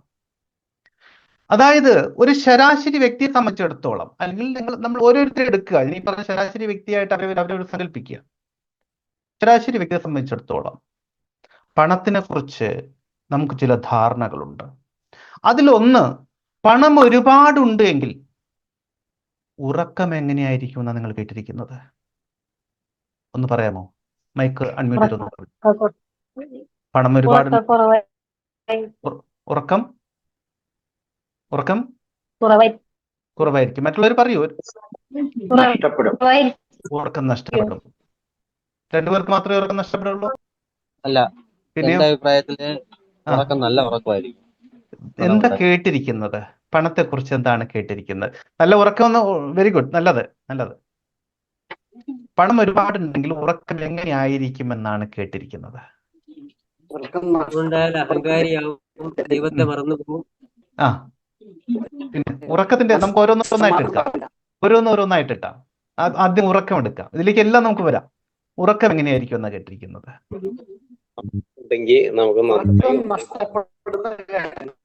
ക്ലിയർ ആവുന്നില്ല. പണം ഉണ്ടായാല് ധൈര്യമായിട്ട് ഉറങ്ങാൻ, എന്നിട്ട് രാവിലെ പണിക്ക് പോയിക്കൊള്ളണമെന്നില്ല. ഇഷ്ടംപോലെ പണം ഉണ്ടല്ലോ, നാളത്തെ കാര്യങ്ങൾക്കൊക്കെ ഉഷാറായി ഇന്ന് ധൈര്യമായിട്ട് കിടന്നുറങ്ങാം എന്നുള്ള ഒരു ചിന്തയിലാണ് ഞാൻ. Very good. ഈ ചിന്ത എപ്പോ മുതലാ വന്നു തുടങ്ങിയത്? അത് സാറിന്റെ ക്ലാസ് കേട്ടതിന് ശേഷവും പിന്നെ ഇതൊക്കെ ചെയ്തതിന് ശേഷവും സാറിന്റെ ഇതില് ഹിപ്നോട്ടിസം ക്ലാസ് പങ്കെടുത്തതിന് ശേഷവും ആണ്.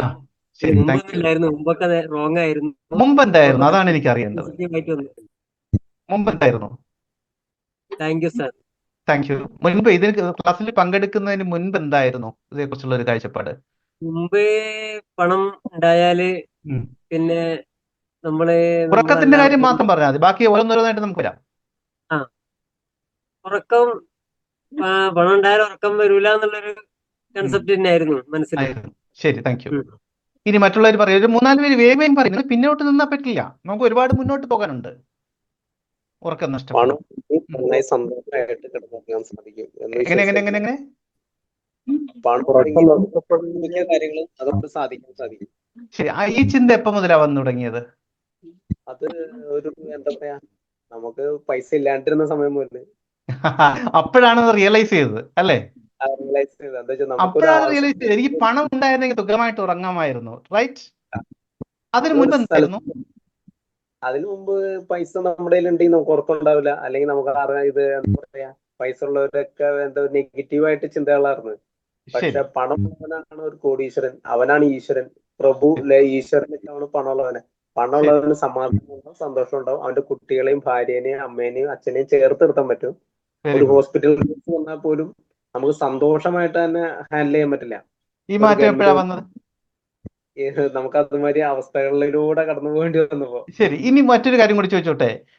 ഈ ഈ ചിന്തകളിൽ ഈ മാറ്റം വന്നതിന് ശേഷം താങ്കൾക്ക് സാമ്പത്തികമായിട്ടുള്ള മാറ്റം എങ്ങനെ ഉണ്ടായി? ദൈവം അനുഗ്രഹിച്ച് കുഴപ്പമില്ല. ആദ്യത്തേൽ നിന്ന് വളരെയധികം വ്യത്യാസമുണ്ട്. Very good, very good, very നേരത്തെ ഗുഡ്. എങ്ങനെയായിരുന്നു? ഇതാണ് എനിക്ക് കേൾക്കേണ്ടത്. 100 ഇരട്ടി മനസ്സിലാവുന്നുണ്ടോ? വ്യത്യാസം. Very good, very good. അതായത് ഒരു ശരാശരി വ്യക്തിയെ സംബന്ധിച്ചിടത്തോളം പണത്തിനെ കുറിച്ചുള്ള ചിന്തകളിൽ ഒന്നിതാണ്, പണം ഉണ്ട് എങ്കിൽ ഉറക്കം നഷ്ടപ്പെട്ടു പോകും അല്ലേ? അതുപോലെ തന്നെ രണ്ടാമത്തെ ചിന്ത എന്ന് പറഞ്ഞാൽ മറ്റൊന്ന്, പണം ഉണ്ട് ഇതാണ്. സോറി, സംഭവം അന്നേരം ഞാന് വേറൊരു പ്രശ്നത്തിലാക്കി ചോദിച്ചത്. അന്നേരം താങ്കൾ ഇവിടെ അല്ലേ? അതിന്റെ അദ്ദേഹം ഇതിലല്ലാന്ന് തോന്നുന്നുണ്ട്. ഓക്കെ. അപ്പോ സാധാരണ ഒരു ശരാശരി വ്യക്തിയെ സംബന്ധിച്ചിടത്തോളം പണം ഒരുപാടുണ്ടെങ്കിൽ ഉറക്കം നഷ്ടപ്പെട്ടു പോകും, പണം ഒരുപാടുണ്ടെങ്കിൽ സമാധാനം നഷ്ടപ്പെട്ടു പോകും. അതുപോലെ പണം സാത്താനാണ്, പണം ചെലുത്താനാണ് അല്ലെ? അതുപോലെ തന്നെ പണം ധാരാളം വന്നാൽ മനുഷ്യന്മാർ ദുഷ്ടന്മാരായി പോകും. അതുപോലെ തന്നെ പണം ഒരുപാടുണ്ടെങ്കിൽ സ്നേഹം നഷ്ടപ്പെടും, പരസ്പരം വെറുപ്പും പകയും ഒക്കെ ഉണ്ടാകും. പണം ഒരുപാടുണ്ട് എങ്കിൽ ആൾക്കാരുടെ ഇഷ്ടമുണ്ടാവില്ല, ആൾക്കാർ അദ്ദേഹത്തെ വെറുക്കും. ഇപ്പൊ ഒരു ഉദാഹരണത്തിന്, നാട്ടിലെ ഒരു സമ്പന്നൻ അദ്ദേഹത്തിന്റെ ലക്ഷറി കാറിൽ ഇങ്ങനെ ആ റോഡിലൂടെ ഇങ്ങനെ പോവുകയാണ്, അദ്ദേഹത്തിന്റെ കവലയിലൂടെ പോവുകയാണ്. അപ്പൊ ആ നാട്ടുകാരായിട്ടുള്ള കുറച്ച് പേര് ഇങ്ങനെ കണ്ടുകൊണ്ടിരിക്കുകയാണ്. അവര് സാധാരണഗതിയിൽ എന്തൊക്കെ അഭിപ്രായം പറയാൻ സാധ്യത? ഇദ്ദേഹത്തെ കുറിച്ച് നല്ലത് പറയോ മോശം പറയോ? എന്താ പറയാൻ സാധ്യത? മോശം പറയും. മോശം പറയും അല്ലേ? അപ്പൊ സ്വാഭാവികമായിട്ട് മോശം പറയുമ്പോ ഈ പറയുന്നയാളുടെ മൈൻഡ് തന്നെ അദ്ദേഹത്തോട് പറയുകയാണ്, നാളെ നിനക്ക് സമ്പത്തുണ്ടായി നീ ഇങ്ങനെ പോയാൽ, ഈ സാഹചര്യം നിന്നിൽ സംഭവിച്ചാൽ, അതെങ്ങനെ ആയിക്കോട്ടെ, ലോട്ടറി അടിച്ചോട്ടെ, നിധി കിട്ടിക്കോട്ടെ, എങ്ങനെയായാലും നീ ഇങ്ങനെ പോയാൽ നിന്നെ കുറിച്ചും ആളുകൾ ഇങ്ങനെ പറയും ഇല്ലേ? അപ്പൊ അങ്ങനെ പറയാതിരിക്കണമെങ്കിൽ എന്താവാൻ പാടില്ല? സമ്പന്നനാകാൻ പാടില്ല. അപ്പൊ സ്വാഭാവികമായിട്ടും ആദ്യത്തെ എടുത്തു നോക്കാം, പണം ഒരുപാടുണ്ടെങ്കിൽ ഉറക്കം കിട്ടില്ല, അത് നിങ്ങളൊരു ഭയത്തിലേക്കാണ് നയിക്കുന്നത്. പണം ഒരുപാടുണ്ടെങ്കിൽ മനുഷ്യന്മാർ ദുഷ്ടന്മാരായി പോകും, അതും നിങ്ങളൊരു ഭയത്തിലേക്കാണ് നയിക്കുന്നത്. അതുപോലെ പണം ഒരുപാടുണ്ടെങ്കിൽ സമാധാനം ഉണ്ടാവില്ല, അതും ഭയത്തിലേക്കാണ് നയിക്കുന്നത്. ഇങ്ങനെ നമ്മളൊരു കഥ, ഒരു സിനിമ എടുത്ത് നോക്ക്. ആ കഥയില് ഒരു വില്ലനും ഒരു നായകനും ഉണ്ടെങ്കിൽ മെജോറിറ്റിയിലും നായകൻ ദരിദ്രനും വില്ലൻ സമ്പന്നനുമായിരിക്കും അല്ലേ? അപ്പോ ഈ സിനിമ കാണുന്ന ഒരു ശരാശരി പ്രേക്ഷകൻ ആരുടെ ഭാഗത്താണ് നിൽക്കുക? സ്വാഭാവികമായിട്ടും ദരിദ്രനായിട്ടുള്ള നായകന്റെ സ്ഥാനത്ത് അല്ലേ? അപ്പൊ അദ്ദേഹം ആരെയാ വെറുക്കുന്നത്? സമ്പന്നനെ. സമ്പന്നൻ എങ്ങനെ വില്ലനായി എന്നുള്ളത് മറ്റൊരു ചോദ്യം. ചിലപ്പോൾ അദ്ദേഹം അത്രമാത്രം കാലം കഷ്ടപ്പെട്ട് വളർത്തിയ, സ്നേഹിച്ച് വളർത്തിയ അദ്ദേഹത്തിന്റെ മകളെ ഈ പറഞ്ഞ നായകൻ അടിച്ചുകൊണ്ട് പോയപ്പോ നായകനെ പിടിച്ചവന്റെ കൈകൾ തല്ലിയൊടിച്ചിട്ടുണ്ടാകും. അങ്ങനെയാണ് ഈ സമ്പന്നൻ വില്ലനായിട്ടുണ്ടാവുക. അത് മറ്റൊരു കാര്യം. എന്ത് തന്നെയായാലും അപ്പൊ നമ്മൾ ഈ കേട്ടിരിക്കുന്നതിലെല്ലാം സമ്പത്ത് എന്ന് പറയുന്നത്, ആ ഒരു കാര്യം, ആ ഒരു അവസ്ഥ നിങ്ങളെ ഭയത്തിലേക്കാണ് നയിക്കുന്നത്.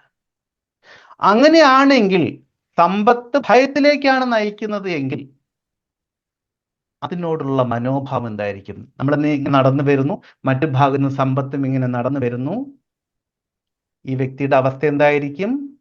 ഒന്നുകിൽ ഫ്ലൈറ്റ്, രക്ഷപ്പെട്ടോളുക. എടാ സമ്പത്ത് വരുന്നുണ്ട്, എങ്ങനെയെങ്കിലും രക്ഷപ്പെട്ടോ, അവൻ വന്ന് നമ്മളെ പിടികൂടി കഴിഞ്ഞാൽ തീർന്നു. പിടികിട്ടുന്നുണ്ടോ? അല്ലെങ്കിലോ ഫ്രീസ്, സമ്പത്ത് വരുന്നുണ്ട്, എനിക്കൊന്നും ചെയ്യാൻ പറ്റില്ല, എന്റെ കൈയും കാലും വിറയ്ക്കുന്നുണ്ട്. 3, ഫൈറ്റ്, അവനെ എങ്ങനെയെങ്കിലും പൊരുതി തോൽപ്പിച്ചിട്ട് രക്ഷപ്പെട്ടോളുക, അവനെ തോൽപ്പിക്കുക, അവനെ തകർത്ത് കളയുക. എന്റെ പോയിന്റ് പിടിയിട്ടുന്നുണ്ടോ? അവനെ തകർത്ത് കളയുക, ഈ സമ്പത്തിനെ, പണത്തെ തകർത്ത് കളയുക. ഈ 3 കാര്യങ്ങളായിരിക്കും ഫൈറ്റ്, ഫ്ലൈറ്റ് ഓർ ഫ്രീസ്. ഈ 3 കാര്യങ്ങളാണ് സംഭവിക്കുന്നത്. ഈ കാര്യങ്ങൾ സംഭവിക്കുന്നത് കൊണ്ട് തന്നെ, ഇതൊരോന്ന് എങ്ങനെയാണെന്ന് വളരെ കൃത്യമായിട്ട് വിശദീകരിച്ചു തരാം. ഈ കാര്യങ്ങൾ സംഭവിക്കുന്നത് കൊണ്ട് തന്നെ ഈ മൈൻഡ് സെറ്റ് ഉള്ള ഒരു വ്യക്തി, ഈ പറഞ്ഞ മാതിരി പണത്തോട് ഭയം എന്നുള്ള ഒരു വൈകാരിക ഭാവം വെച്ച് പുലർത്തുന്ന ഒരു വ്യക്തി, അദ്ദേഹത്തിന് ലോട്ടറി അടിച്ചാലും ശരി, നിധി കിട്ടിയാലും ശരി, അദ്ദേഹത്തിന്റെ കയ്യിൽ നിൽക്കില്ല. ഇത് ശരിയായിട്ടുള്ള റിസർച്ചിന്റെ മുകളിൽ തന്നെയാണ് ഞാൻ പറയുന്നത്. അതിനൊരു പ്രധാന കാരണം, നിങ്ങൾക്ക് പെട്ടെന്ന് മനസ്സിലാക്കാൻ പറ്റുന്ന ഒരു പ്രധാന കാരണം എന്ന് പറയുന്നത്, ലോട്ടറി അടിച്ച് സമ്പന്നനാകാമെങ്കിൽ, താൽക്കാലികമായിട്ടുള്ള സമ്പന്നതയല്ല ഞാൻ പറയുന്നത്, ലോട്ടറി അടിച്ച് സമ്പന്നനാകാമെങ്കിൽ കേരളത്തിലെ പകുതിയിലധികം ജനങ്ങൾ, അല്ലെങ്കിൽ ഭൂരിഭാഗം ജനങ്ങൾ ഇന്ന് ലക്ഷപ്രഭുക്കളോ കോടീശ്വരന്മാരോ ആയി തീരേണ്ടതായിരുന്നു. കാരണം എല്ലാ ദിവസങ്ങളിലും ലക്ഷപ്രഭുക്കളുടെയും കോടീശ്വരന്മാരുടെയും നറുക്കെടുപ്പ് നടക്കുന്നുണ്ട്. മനസ്സിലാവുന്നുണ്ടോ? ക്യാമറയിൽ നിന്ന് പോയവർ കട്ടാവും. എല്ലാ ദിവസങ്ങളിലും ലക്ഷപ്രഭുക്കളുടെയും കോടീശ്വരന്മാരുടെയും നറുക്കെടുപ്പ് നടക്കുന്നുണ്ട്. ലോട്ടറി അടിച്ച് സമ്പന്നരായിട്ടുള്ള, ആ സമ്പന്നത നിലനിർത്തിപ്പോരുന്ന എത്ര പേരെ നിങ്ങൾക്കറിയാം? അല്ലെങ്കിൽ ലോട്ടറി അടിച്ച് ലക്ഷപ്രഭുക്കളോ കോടീശ്വരന്മാരോ ആയിരിക്കുന്ന വ്യക്തികളുടെ പിൽക്കാല ജീവിതം എന്താണ് നിങ്ങൾ ചിന്തിച്ചിട്ടുണ്ടോ? യൂട്യൂബിലോ ഓൺലൈനിലൊക്കെ ധാരാളം അവൈലബിൾ ആയിരിക്കും. നിങ്ങൾ ചിന്തിച്ചിട്ടുണ്ടോ? നിലനിൽക്കില്ലേ സാർ? അത് നിലനിൽക്കില്ല. എന്താ നിലനിൽക്കാത്തതിന് കാരണം? ദരിദ്രനായല്ലോ. എന്താ നിലനിൽക്കാത്തതിന് കാരണം?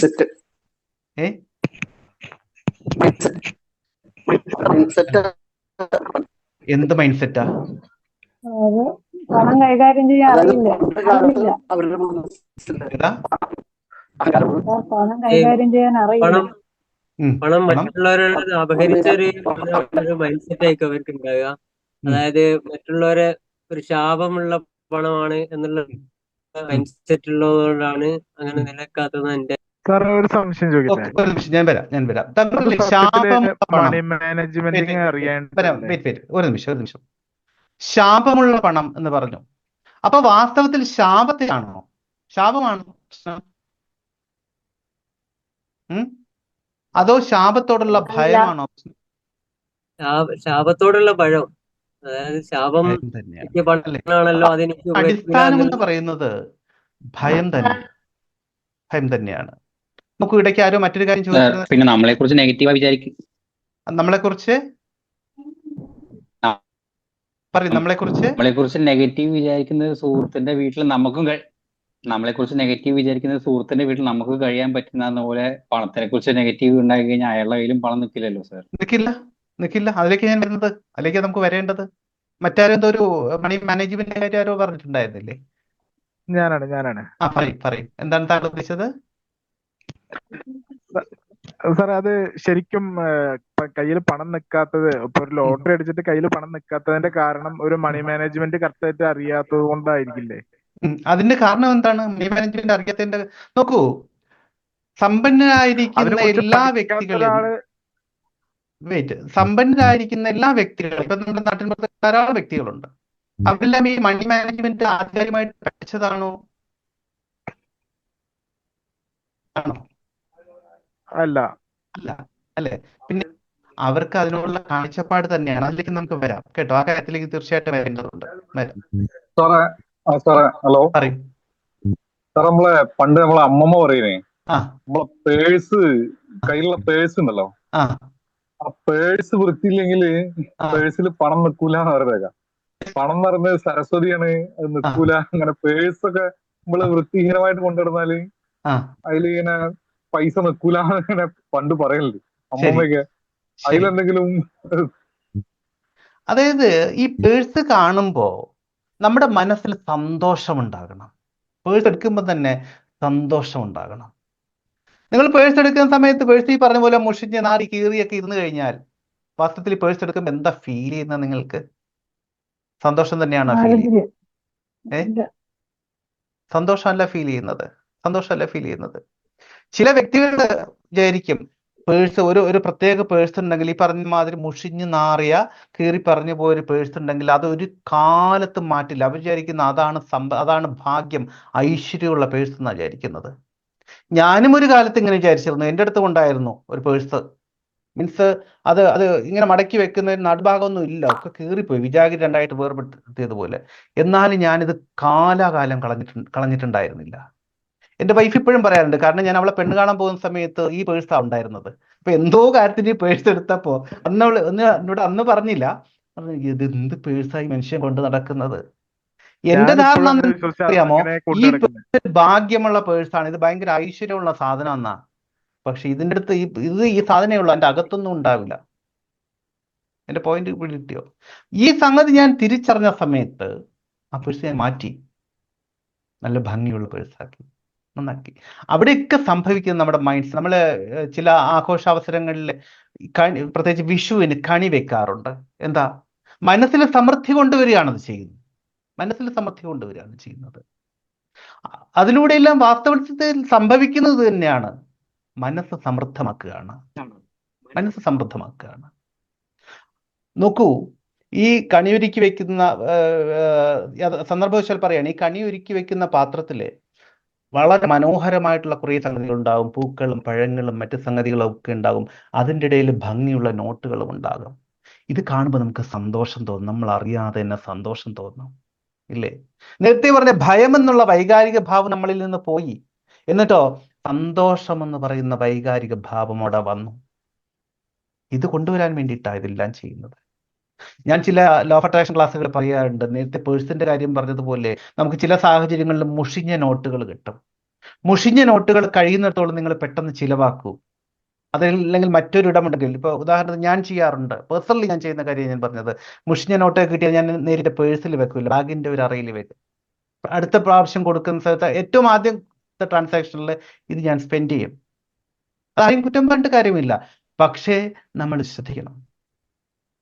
ശരി, നേരത്തെ പറഞ്ഞു വന്ന കാര്യത്തിലേക്ക് വരാം. പണം എന്ന് പറയുന്ന കാര്യം, പണം ധാരാളം ഉണ്ടെങ്കിൽ ഉറക്കം കിട്ടില്ല എന്നുള്ളത് ശരിയാണെങ്കിൽ, എന്നുള്ളത് വാസ്തവമാണെങ്കിൽ, പണമില്ലാത്ത സാഹചര്യങ്ങളിലെല്ലാം നമുക്ക് സുഖമായിട്ട് ഉറങ്ങാൻ പറ്റേണ്ടിയിരുന്നു, അല്ലേ? ശരിയല്ല ഞാൻ പറഞ്ഞത്? പണമാണ് വ്യക്തികളുടെ ഉറക്കം കെടുത്തുന്നത് എങ്കിൽ പണമില്ലാത്ത സാഹചര്യങ്ങളിൽ സുഖമായിട്ട് ഉറങ്ങാൻ സാധിക്കണമായിരുന്നു. സാധിച്ചിരുന്നോ? ഒരിക്കലും ഉറങ്ങാൻ പറ്റിയിട്ടില്ല. എല്ലാവരും നിങ്ങൾക്ക് പേഴ്സണലി നിങ്ങൾ പറയൂ, നിങ്ങളുടെ കയ്യിൽ പണം ഉണ്ടായിരുന്ന സമയത്താണോ സുഖമായിട്ട് ഉറങ്ങാൻ പറ്റിയത്, പണം ഇല്ലാതിരുന്ന സമയത്താണോ സുഖമായിട്ട് ഉറങ്ങാൻ പറ്റിയത്? ഒന്ന് റെസ്പോണ്ട് ചെയ്യും. പണം ഉണ്ടായിരുന്ന സമയത്താണ് സുഖമായിട്ട് ഉറങ്ങാൻ പറ്റിയത്, ശരിയല്ലേ? അപ്പൊ അങ്ങനെയാണെങ്കിൽ നമ്മൾ ആ കേട്ടിരിക്കുന്നത് ശരിയായിരുന്നു? പണമാണ് ഉറക്കം കെടുത്തുന്നത് എന്നുള്ള ചിന്ത ശരിയായിരുന്നോ?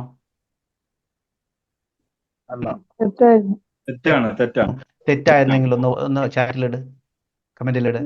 തെറ്റായിരുന്നു ഉറപ്പുണ്ട് എങ്കിൽ, അല്ലെങ്കിൽ അറ്റ്ലീസ്റ്റ് ഇപ്പോഴെങ്കിലും നിങ്ങൾക്കത് ബോധ്യം വന്നു എങ്കിൽ ഒന്ന് കമന്റ് ചെയ്യും. കാരണം ഇത് രണ്ട് കാര്യങ്ങൾക്കാണ്. ഒന്ന് പരസ്പരം കാണാൻ, രണ്ട് അതിനേക്കാൾ കൂടുതൽ സ്വന്തം മനസ്സിനെ ഒന്ന് ബോധ്യപ്പെടുത്താൻ. എൻ്റെ ആ ചിന്ത തെറ്റായിരുന്നു, അത് ഞാൻ ഇപ്പൊ തിരിച്ചറിയുന്നുണ്ട് എന്ന് സ്വന്തം മനസ്സിനെ ബോധ്യപ്പെടുത്തണം എന്ന് നിങ്ങൾക്ക് തോന്നിയാൽ, അത് ബോധ്യപ്പെടുത്തിയുള്ള ഗുണങ്ങൾ ഞാൻ പിന്നാലെ പറഞ്ഞുതരാം. അത് ബോധ്യപ്പെടുത്തണമെന്ന് നിങ്ങൾക്ക് തോന്നിയാൽ അതൊന്ന് കമന്റ് ചെയ്യും. ആ തെറ്റായിരുന്നു ആ ചിന്ത, റൈറ്റ്? അപ്പൊ ആ ചിന്തയൊന്നും വേരോട് ഇത് മാറ്റി വെച്ചേക്കുക. പണം ധാരാളം നമ്മുടെ കയ്യിലുണ്ടെങ്കിൽ നമുക്ക് സുഖമായിട്ട് സന്തോഷത്തോടു കൂടി സമാധാനത്തോടു കൂടി ഉറങ്ങാൻ പറ്റും. മനസ്സിലായി? ഒന്ന്. രണ്ട്, പണം ചെകുത്താനാണ്, പണം സാത്താനാണ് എന്ന് ചിലയിടങ്ങളിലെങ്കിലും കേട്ടിട്ടുണ്ടാകും. വാസ്തവത്തിൽ അങ്ങനെ കേട്ടിട്ടുണ്ട്. അത് നിങ്ങൾ വിശ്വസിക്കുന്നുണ്ടെങ്കിൽ, നേരത്തെ പറഞ്ഞ പോലെ നമ്മൾ നടന്നു പോകുന്ന വഴിയിൽ പെട്ടെന്നൊരു സാത്താൻ കയറി വന്നാൽ നമ്മൾ എന്താ ചെയ്യുക? ഓടി രക്ഷപ്പെടും. പണത്തിനോടും അതേ ആറ്റിറ്റ്യൂഡ് തന്നെയായിരിക്കും. പക്ഷേ ഇനി നിങ്ങളൊന്ന് ആലോചിച്ച് നോക്ക്, പണം വാസ്തവത്തിൽ സാത്താനാണോ? അല്ല, ഒരിക്കലും അല്ല. നന്മയാണോ ചെയ്തിരിക്കുന്നത് അതോ തിന്മയാണോ ചെയ്തിരിക്കുന്നത്? എന്താ ചെയ്തിരിക്കുന്നത്? നന്മയാണ് ചെയ്തിരിക്കുന്നത്. അപ്പൊ പണം സാത്താനാണോ അത് ഈശ്വരനാണോ? സാത്താനാണോ ദൈവമാണോ? പണം ഈശ്വരനാണ്. അപ്പൊ ഈശ്വരൻ നിങ്ങളുടെ മുന്നിൽ ഒരു ദിവസം പ്രത്യക്ഷപ്പെട്ടാൽ നിങ്ങൾ എങ്ങനെയായിരിക്കും സ്വീകരിക്കുക? ഓടി രക്ഷപ്പെടൂ? അയ്യോ ഈശ്വരൻ പ്രത്യക്ഷപ്പെട്ടു, എങ്ങനെയെങ്കിലും രക്ഷപ്പെടാം, ഓടിക്കോ തോട്ടി എന്ന് പറഞ്ഞ് രക്ഷപ്പെടുകയാണോ ചെയ്യുക? അല്ല, 2 കൈ നീട്ടി സ്വീകരിക്കും. 2 കൈയും നീട്ടി സ്വീകരിക്കും, കെട്ടിപ്പിടിച്ച് സ്വീകരിക്കും. റൈറ്റ്? അപ്പൊ അങ്ങനെയാണെങ്കിൽ ഒന്ന് കമന്റ് ചെയ്തോ, പണം ഈശ്വരനാണ്. ഈശ്വരനാണ്. റൈറ്റ്? പണത്തിനെ സ്വാഗതം ചെയ്യണം, സന്തോഷത്തോടു കൂടി സ്വാഗതം ചെയ്യണം ഏത് സാഹചര്യത്തിലും. ഈ മൈൻഡ് സെറ്റ് നിങ്ങൾക്ക് ഉണ്ടാവണം. ആ മൈൻഡ് സെറ്റ് വന്നു എന്ന് നിങ്ങൾക്ക് സ്വയം ബോധ്യപ്പെടാൻ വേണ്ടിയിട്ട് അതൊന്ന് കമന്റ് ചെയ്ത് വെക്ക്. പണം ഈശ്വരനാണ് എന്നുള്ള തിരിച്ചറിവ് ഇപ്പൊ വന്നിട്ടുണ്ടെങ്കിൽ, പണം ദൈവമാണ്, ഈശ്വരനാണ് എന്നുള്ള തിരിച്ചറിവ് വന്നിട്ടുണ്ടെങ്കിൽ കമന്റ് ചെയ്ത് വെക്കൂ. ഒന്ന്. ഇനി പണം മനുഷ്യരെ ദുഷ്ടന്മാരാക്കും എന്നുള്ള ചിന്ത ഒരാൾക്കുമുണ്ട്. വാസ്തവത്തിൽ പണമാണോ ദാരിദ്ര്യമാണോ വ്യക്തികളെ മെജോറിറ്റിയും കുറ്റകൃത്യങ്ങളിലേക്കും ദുഷ്ടതയിലേക്കും ഒക്കെ നയിക്കുന്നത്? ദാരിദ്ര്യം. പത്രം എടുത്ത് വായിച്ചു നോക്കിയാൽ, പത്രം വായിക്കുന്ന ആളാണ്, നോക്കിയാൽ മിക്കവാറും കുറ്റകൃത്യങ്ങള് ഏത് സാഹചര്യത്തിലാണ് നടന്നിട്ടുണ്ടാവുക? പണമില്ലായ്മയിൽ അല്ലേ? അല്ലെങ്കിൽ പണം കിട്ടാൻ വേണ്ടിയിട്ടാണ് സംഭവിച്ചിട്ടുണ്ടാവുക. പണം കിട്ടാൻ വേണ്ടിയിട്ട്. 2-3 ഉദാഹരണങ്ങൾ ഞാൻ പറഞ്ഞുതരാം. ഞാൻ മിക്കവാറും എന്റെ ഹിപ്നോസിസ് ക്ലാസ്സുകളിലൊക്കെ പറയുന്ന കാര്യമാണ്. അതായത് മധു എന്ന് പറയുന്ന ഒരു ചെറുപ്പക്കാരൻ വളരെ ദുഃഖകരമായിട്ടുള്ള ഒരു സാഹചര്യത്തിൽ കൊല ചെയ്യപ്പെട്ടു. എന്താ കാരണം? പൈസ കൂടിപ്പോയതുകൊണ്ടാ? ആണോ? പൈസ കൂടിപ്പോയതുകൊണ്ടാണോ കൊലപ്പെട്ടത്? അദ്ദേഹത്തിന്റെ കയ്യിൽ പണം ഉണ്ടായിരുന്നില്ല ഒരു നേരത്തെ ഭക്ഷണം വാങ്ങി കഴിക്കാൻ. 1. 2, ആ സാഹചര്യത്തിൽ ഉണ്ടായിരുന്ന ഏതൊരു വ്യക്തിയെ എടുത്തു നോക്കൂ, അവരും ഈ സാഹചര്യത്തിലൂടെ കടന്നുപോയി തന്നെയായിരിക്കും അല്ലേ?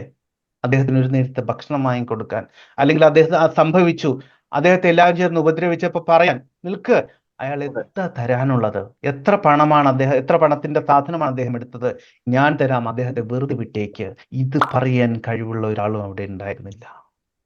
അങ്ങനെ ഉണ്ടായിരുന്നെങ്കിൽ അദ്ദേഹം കൊല്ലപ്പെടില്ലായിരുന്നു, ഇന്ന് നമ്മളോടൊപ്പം ഉണ്ടാവുമായിരുന്നു. ഇതൊരു മധുവിന്റെ കാര്യം മാത്രമല്ല ഞാൻ പറയുന്നത്, അത് നമ്മൾ അറിഞ്ഞ കാര്യം. അറിയാത്തത് ധാരാളമുണ്ട്. ഏതൊരു കുറ്റകൃത്യവും മെജോറിറ്റിയും എടുത്തു നോക്ക്, അതിൻ്റെ എല്ലാം അടിസ്ഥാന കാരണം എന്ന് പറയുന്നത് ദാരിദ്ര്യം തന്നെയാണ്, പണമില്ലായ്മ തന്നെയാണ്. ഈ വേദിയിൽ പറയാമോ എന്ന് എനിക്കറിയില്ല, എങ്കിലും ഒരു പടി കൂടി കടന്നു പോവുക. ഈവൻ റേപ്പുകൾ നടക്കുന്നതിന്റെ പിന്നിൽ പോലും മെജോറിറ്റിയും, എല്ലാം എന്നത് ഞാൻ പറയില്ല, മെജോറിറ്റിയും പണമില്ലായ്മ തന്നെയാണ്. കാരണം ആ ഒരു ആഗ്രഹവുമായിട്ട് നടക്കുന്ന ഒരു വ്യക്തിയെ സംബന്ധിച്ചിടത്തോളം അദ്ദേഹത്തിന്റെ കയ്യിൽ പണം ഉണ്ടെങ്കിൽ അദ്ദേഹത്തിന് വേറെ ധാരാളം മാർഗങ്ങളുണ്ട്. നീ പിടിച്ചു പറിക്കേണ്ട ആവശ്യമില്ല, തട്ടിപ്പറിക്കേണ്ട ആവശ്യമില്ല. എന്റെ പോയിന്റ് മനസ്സിലായി? അതിനെ ജെനുവിനായിട്ട് മാത്രം എടുക്കുക, ശരിയല്ലേ? അപ്പൊ അതുപോലും സംഭവിക്കുന്നത് പണമില്ലായ്മയിൽ തന്നെയാണ്. പണമില്ലായ്മയിൽ തന്നെയാണ് അതുപോലും സംഭവിക്കുന്നത്. ക്ലിയർ ആവുന്നുണ്ടോ? അപ്പൊ പണമുണ്ട് എങ്കിൽ നിങ്ങളുടെ സ്വന്തം കാര്യം എടുത്തോളൂ. പണം നിങ്ങളുടെ കയ്യിലുണ്ടെങ്കിൽ ജീവിതത്തിൽ എന്തെല്ലാം നല്ല മാറ്റങ്ങൾ സംഭവിക്കും. 1, സുഖമായിട്ട് ജീവിക്കാം, സന്തോഷമായിട്ട് ജീവിക്കാം, സമൃദ്ധമായിട്ട് ജീവിക്കാം, കുഞ്ഞുങ്ങൾക്ക് നല്ല ഭക്ഷണം കൊടുക്കാം, നല്ല വസ്ത്രങ്ങൾ കൊടുക്കാം, നല്ല കെട്ടുറപ്പുള്ള വീട് വെച്ചു കൊടുക്കാം. ഇത് അവനവന്റെ കാര്യം പറയുന്നത്, വീട് വെച്ചു കൊടുക്കാം. ഇങ്ങനെ പല കാര്യങ്ങളും സംഭവിക്കാം. അതുപോലെ നേരത്തെ പറഞ്ഞ റേപ്പ് കേസുകൾ ചിലതെല്ലാം സംഭവിക്കുന്നത് അടച്ചുറപ്പില്ലാത്ത വീടുകൾ. ഇതാ കാരണം. അത് നിങ്ങൾ കേട്ടിട്ടുണ്ടാകും. ഞാൻ അധികം വാർത്തകൾ അത് കാണാറില്ല. നിങ്ങൾ ക്യാമറയിൽ വരും കേട്ടോ. ക്യാമറ പോയവരൊക്കെ കട്ടായിക്കൊണ്ടിരിക്കുകയാണെന്ന് തോന്നുന്നു. സോ ക്യാമറയിൽ വരും. അപ്പൊ ഇങ്ങനെ ഒത്തിരി കാര്യങ്ങൾ സംഭവിക്കും. സോ അവിടെ തിരിച്ചറിയേണ്ടതുണ്ട്. ഇവിടെ കറണ്ടില്ല. ഓക്കെ. പണമുണ്ട് എങ്കിൽ സ്നേഹം, നിങ്ങളൊന്ന് ആലോചിച്ച് നോക്ക്. നിങ്ങളുടെ കയ്യിൽ ധാരാളം പണമുണ്ട്, നിങ്ങൾക്ക് വ്യക്തികൾക്ക് പണം കൊടുക്കാം, അസുഖമുള്ള ഒരാൾക്ക് ചികിത്സയ്ക്ക് പണം കൊടുക്കാം. ചികിത്സയ്ക്ക് പണം കൊടുക്കുമ്പോൾ ആ വ്യക്തിക്ക് നിങ്ങളോട് എന്താ തോന്നുക? സ്നേഹം തോന്നും, ബഹുമാനം തോന്നും, ഇല്ലേ? ഇനി 2, ഭക്ഷണം കഴിക്കാനില്ലാത്തവർക്ക് ഭക്ഷണം വാങ്ങിക്കൊണ്ടാം, അപ്പോഴും ആ വ്യക്തിക്ക് നിങ്ങളോട് സ്നേഹം തോന്നും, ബഹുമാനം തോന്നും. ഇനി മറ്റുള്ളവരെ കാര്യം വിട്ടുള്ളൂ, അവനവന്റെ കുടുംബത്തിൽ നന്നായിട്ട് സ്പെൻഡ് ചെയ്യാം, അപ്പോഴും കുടുംബ ബന്ധങ്ങൾ കൂടുതൽ ശക്തിപ്പെടും. മിക്കവാറും ഫാമിലി പ്രോബ്ലംസിന്റെ, അത് ഞാൻ എല്ലാം പറയുന്നില്ല, പക്ഷെ എങ്കിലും ഞാൻ പറയാം, മിക്കവാറും ഫാമിലി പ്രോബ്ലംസിന്റെ അടിസ്ഥാന കാരണം എന്താ? ആലോചിച്ച് നോക്ക്. നിങ്ങൾ ഫേസ് ചെയ്യുന്ന, ഇപ്പൊ നിങ്ങൾക്ക് പബ്ലിക്കായിട്ട് പറയാൻ ബുദ്ധിമുട്ടാവുമായിരിക്കും, ഫേസ് ചെയ്യുന്ന പ്രശ്നങ്ങളുണ്ട് നിങ്ങളുടെ കുടുംബത്തിനുള്ളിൽ തന്നെ, നിങ്ങൾ ഫേസ് ചെയ്യുന്ന കാര്യങ്ങളുടെ അടിസ്ഥാനം പണമില്ലായ്മ തന്നെയാണ്. പണമില്ലായ്മ തന്നെയാണ്. മനസ്സിലാവുന്നുണ്ടോ? അപ്പോ ധാരാളം പണം വന്നാൽ തീർച്ചയായിട്ടും നിങ്ങൾക്ക് സ്നേഹം കിട്ടും, ബഹുമാനമുണ്ടാകും, അംഗീകാരം കിട്ടും. ഇങ്ങനെയൊക്കെ സംഭവിക്കും. നോക്കൂ, ഒരു കമന്റ് ആരോ എഴുതി കാണുന്നുണ്ട്, എത്ര സഹായിച്ചാലും സ്മരണയുണ്ടാവുന്നില്ല എന്ന്. ആരെഴുതിയെന്നുള്ള ഞാൻ കണ്ടില്ല, അത് നമ്മുടെ വിഷയമല്ല. പക്ഷെ ഒന്ന് ആലോചിച്ച് നോക്ക്. നമ്മൾ പറയുന്നു ചിലരെയൊക്കെ എത്ര സഹായിച്ചാലും സ്മരണയുണ്ടാവില്ല. ആ പ്രതീക്ഷ വെക്കുന്നത് പോലും എന്തിന്റെ അടിസ്ഥാനത്തിലാണ്? അംബാനിയോ അദാനിയോ, അല്ലെങ്കിൽ നമ്മുടെ ഇവിടെ തന്നെ ഉണ്ട് യൂസഫ് അലി സാർ, അങ്ങനെയുള്ള ധാരാളം പേരുണ്ട്. അവരൊരാളെ സഹായിച്ചു കഴിഞ്ഞാൽ അവർ ഈ സ്മരണയും പ്രതീക്ഷിച്ച് നടക്കുമോ? നാളെ ഇയാൾ എന്നെ കുറിച്ച് നല്ലത് പറയണം, അല്ലെങ്കിൽ എന്റെ കടയിൽ നിന്ന് സാധനം വാങ്ങണം, ഇതും പ്രതീക്ഷിച്ച് നടക്കുമോ? ഒരിക്കലും ഇല്ല. അപ്പൊ വാസ്തവത്തിൽ ആ ചിന്ത പോലും ഉണ്ടാകുന്നത് എന്തുകൊണ്ടാ? എന്റെ പോയിന്റ് മനസ്സിലായോ? ആ ചിന്ത പോലും ഉണ്ടാവുന്നത് എന്തുകൊണ്ടാ? ചിലപ്പോൾ നമ്മുടെ ഭിക്ഷക്കാരെന്നുള്ള വാക്ക് ഞാൻ ഉപയോഗിക്കുന്നില്ല, പക്ഷെ പെട്ടെന്ന് എനിക്ക് മറ്റൊരു വേർഡ് കിട്ടാത്തതുകൊണ്ട് പറയാ. നമ്മളിങ്ങനെ പൈസ ചോദിച്ചു വരുന്ന, പണം ചോദിച്ചു വരുന്ന ഒരാൾക്ക് പണം കൊടുത്തു കഴിഞ്ഞാൽ ജസ്റ്റ് ഒന്ന് നോക്കുക, അയാൾ താങ്ക്സ് പറയുന്നുണ്ടോ, അയാൾ എന്നെ തിരിഞ്ഞു നോക്കുന്നുണ്ടോ? വൈ? നമ്മളത് പ്രതീക്ഷിക്കുന്നുണ്ട്. എന്തുകൊണ്ടാ പ്രതീക്ഷിക്കുന്നത്? നമ്മുടെ മൈൻഡ് സെറ്റ് ഇനിയും കുറച്ചുകൂടി വളരാനുണ്ട്, കുറച്ചുകൂടി ഉയരാനുണ്ട്. മനസ്സിലായോ? ശരിക്കും പ്യുവർ റിച്ച് മൈൻഡ് സെറ്റ് ആണെങ്കിൽ അതൊന്നും ചിന്തിക്കാനുള്ള സമയം പോലും നമുക്ക് ഉണ്ടാവില്ല.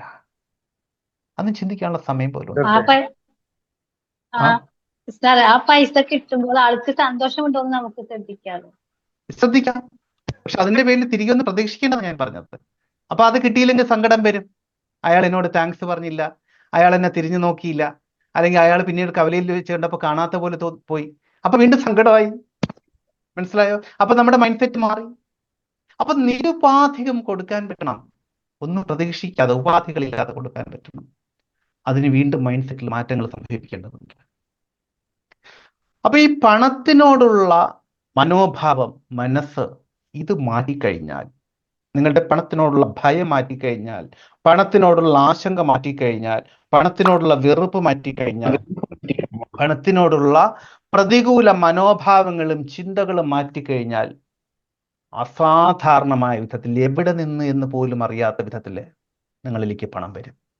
പലരും പറയാറുണ്ട് മണി ബ്ലോക്ക്, ഒരുപാട് പൈസ കിട്ടാണ്ട് സാറേ, പക്ഷെ കിട്ടുന്നില്ല, എല്ലാം ബ്ലോക്കായി നിൽക്കുക, കിട്ടുന്നില്ല.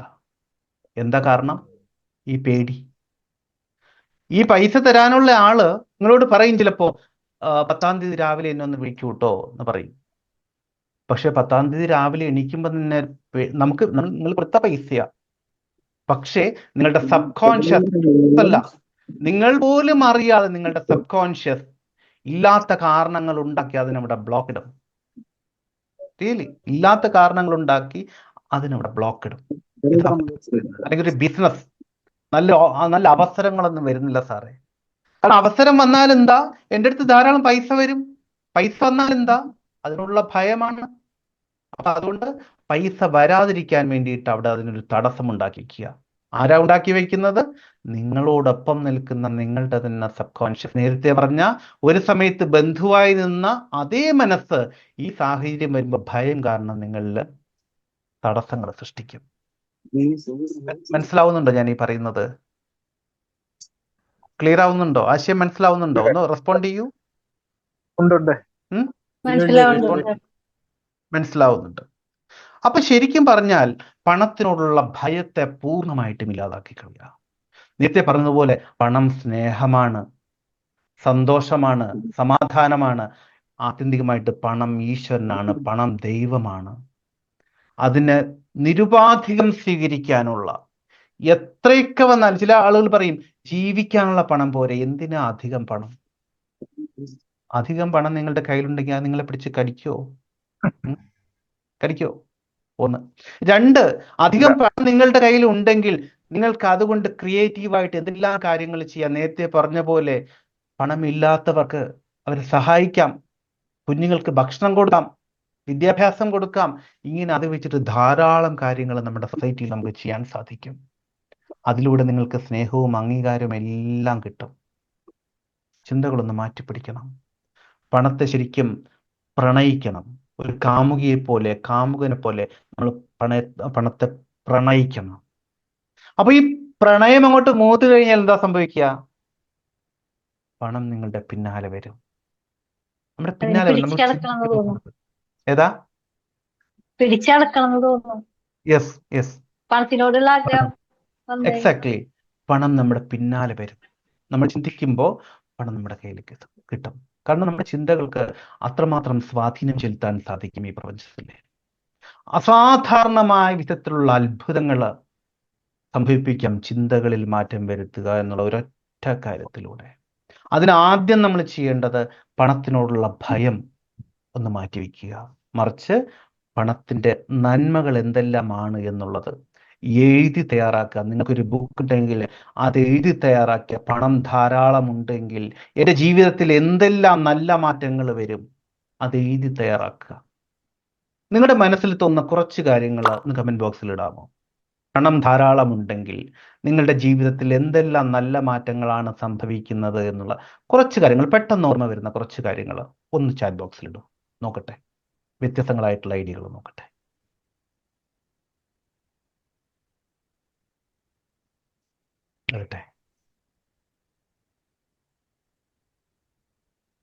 ഒന്നും മനസ്സിൽ വരുന്നേ ഇല്ല. പോരാ, ഇനിയും അറിയേണ്ടിയിരിക്കുന്നു. ചാരിറ്റി, ഫിനാൻഷ്യൽ ഫ്രീഡം, ചാരിറ്റി ചെയ്യും, ലാട്ട് ഓഫ് ചാരിറ്റി. ഈ ചാരിറ്റിയൊക്കെ ചെയ്യുന്ന കൂട്ടത്തിൽ അവനവനെ മറന്നു പോകരുത് കേട്ടോ. സുഖവും സന്തോഷവും സമാധാനവും ഉണ്ടാകും. Very good. പിന്നെ റെസ്പെക്ട് കിട്ടും. Very good, great. പിന്നെ ട്രാവൽ ചെയ്യാം, ജീവിത നിലവാരം വർദ്ധിക്കും. Very good, very good. വരട്ടെ, നല്ല നല്ല ഐഡിയാസ് വരട്ടെ.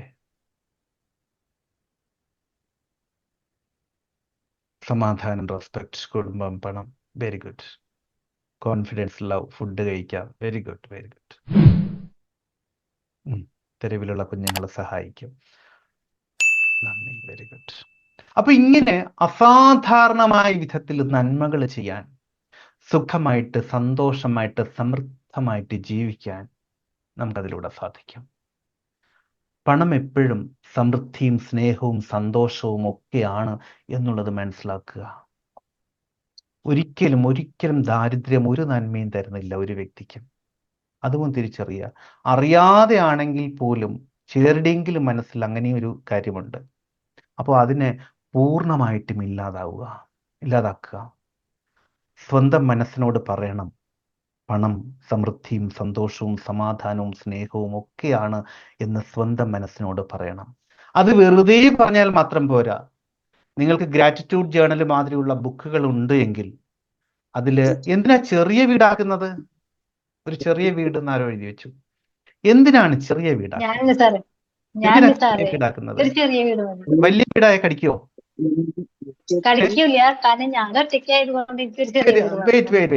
ഒറ്റയ്ക്ക് ആയതുകൊണ്ട് ഒരു ചെറിയ വീട് മതി. അപ്പോഴാ വീടില്ലാത്ത രണ്ടുപേര് മഴയിൽ ഇങ്ങനെ വരുന്നുണ്ട്. എവിടെ താമസിക്കും?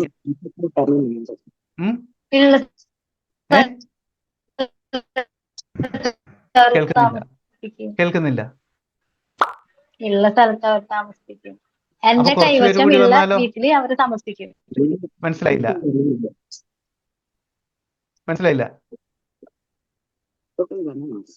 സാറേ, പണ്ടത്തെ കാരണന്മാർ പറഞ്ഞിട്ടുള്ളത് കുന്നോളം ആഗ്രഹിച്ചാല് കുന്നിക്കുരോളം കിട്ടുന്നു. ഇല്ല, അവിടെയാണ് മാറ്റം വരേണ്ടത്. കുന്നോളം ആഗ്രഹിച്ചാൽ കുന്നിക്കുരോളം അല്ല കിട്ടുക. കുന്നോളം ആഗ്രഹിച്ചാൽ ആണുവിട കുറയാതെ കുന്നോളം തന്നെ കിട്ടിയിരിക്കും. പക്ഷേ ആ ആഗ്രഹം എന്ന് പറയുന്നത് ആഗ്രഹം പോരാ, നല്ല ആഗ്രഹമായിരിക്കണം, ശക്തമായിരിക്കണം. ഇതുപോലെയുള്ള ചില ധാരണയാണ്. അതുകൊണ്ടാ നിങ്ങളോട് സംസാരിക്കാൻ ഞാൻ പറയുന്നില്ല അവരോട്.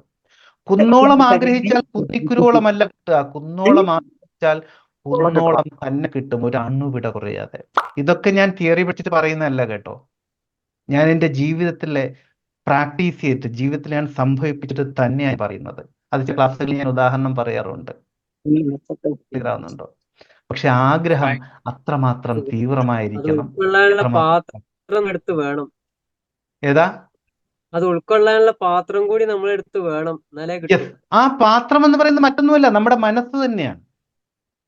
ആ സമ്പത്തിനെ ഉൾക്കൊള്ളാനുള്ള മനസ്സ് നമുക്ക് വേണം. അതിന്റെ ഒരു കാര്യം ഞാൻ പറഞ്ഞുതരാം.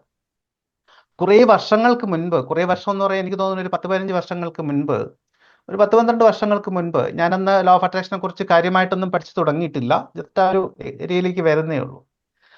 അപ്പോൾ ഒരു സുഹൃത്ത് അദ്ദേഹത്തിന്റെ ഫോണിൽ, സ്മാർട്ട് ഫോണിന്റെ ഒരു ചെറിയ വീഡിയോ കാണുന്നുണ്ട്. ഒരു വീഡിയോ ഇങ്ങനെ കണ്ടുകൊണ്ടേയിരിക്കുന്നുണ്ട്. അത് ഇന്നത്തെ മാതിരിയുള്ള സോഷ്യൽ മീഡിയാസൊന്നും കാര്യമായിട്ട് വന്നിട്ടില്ല.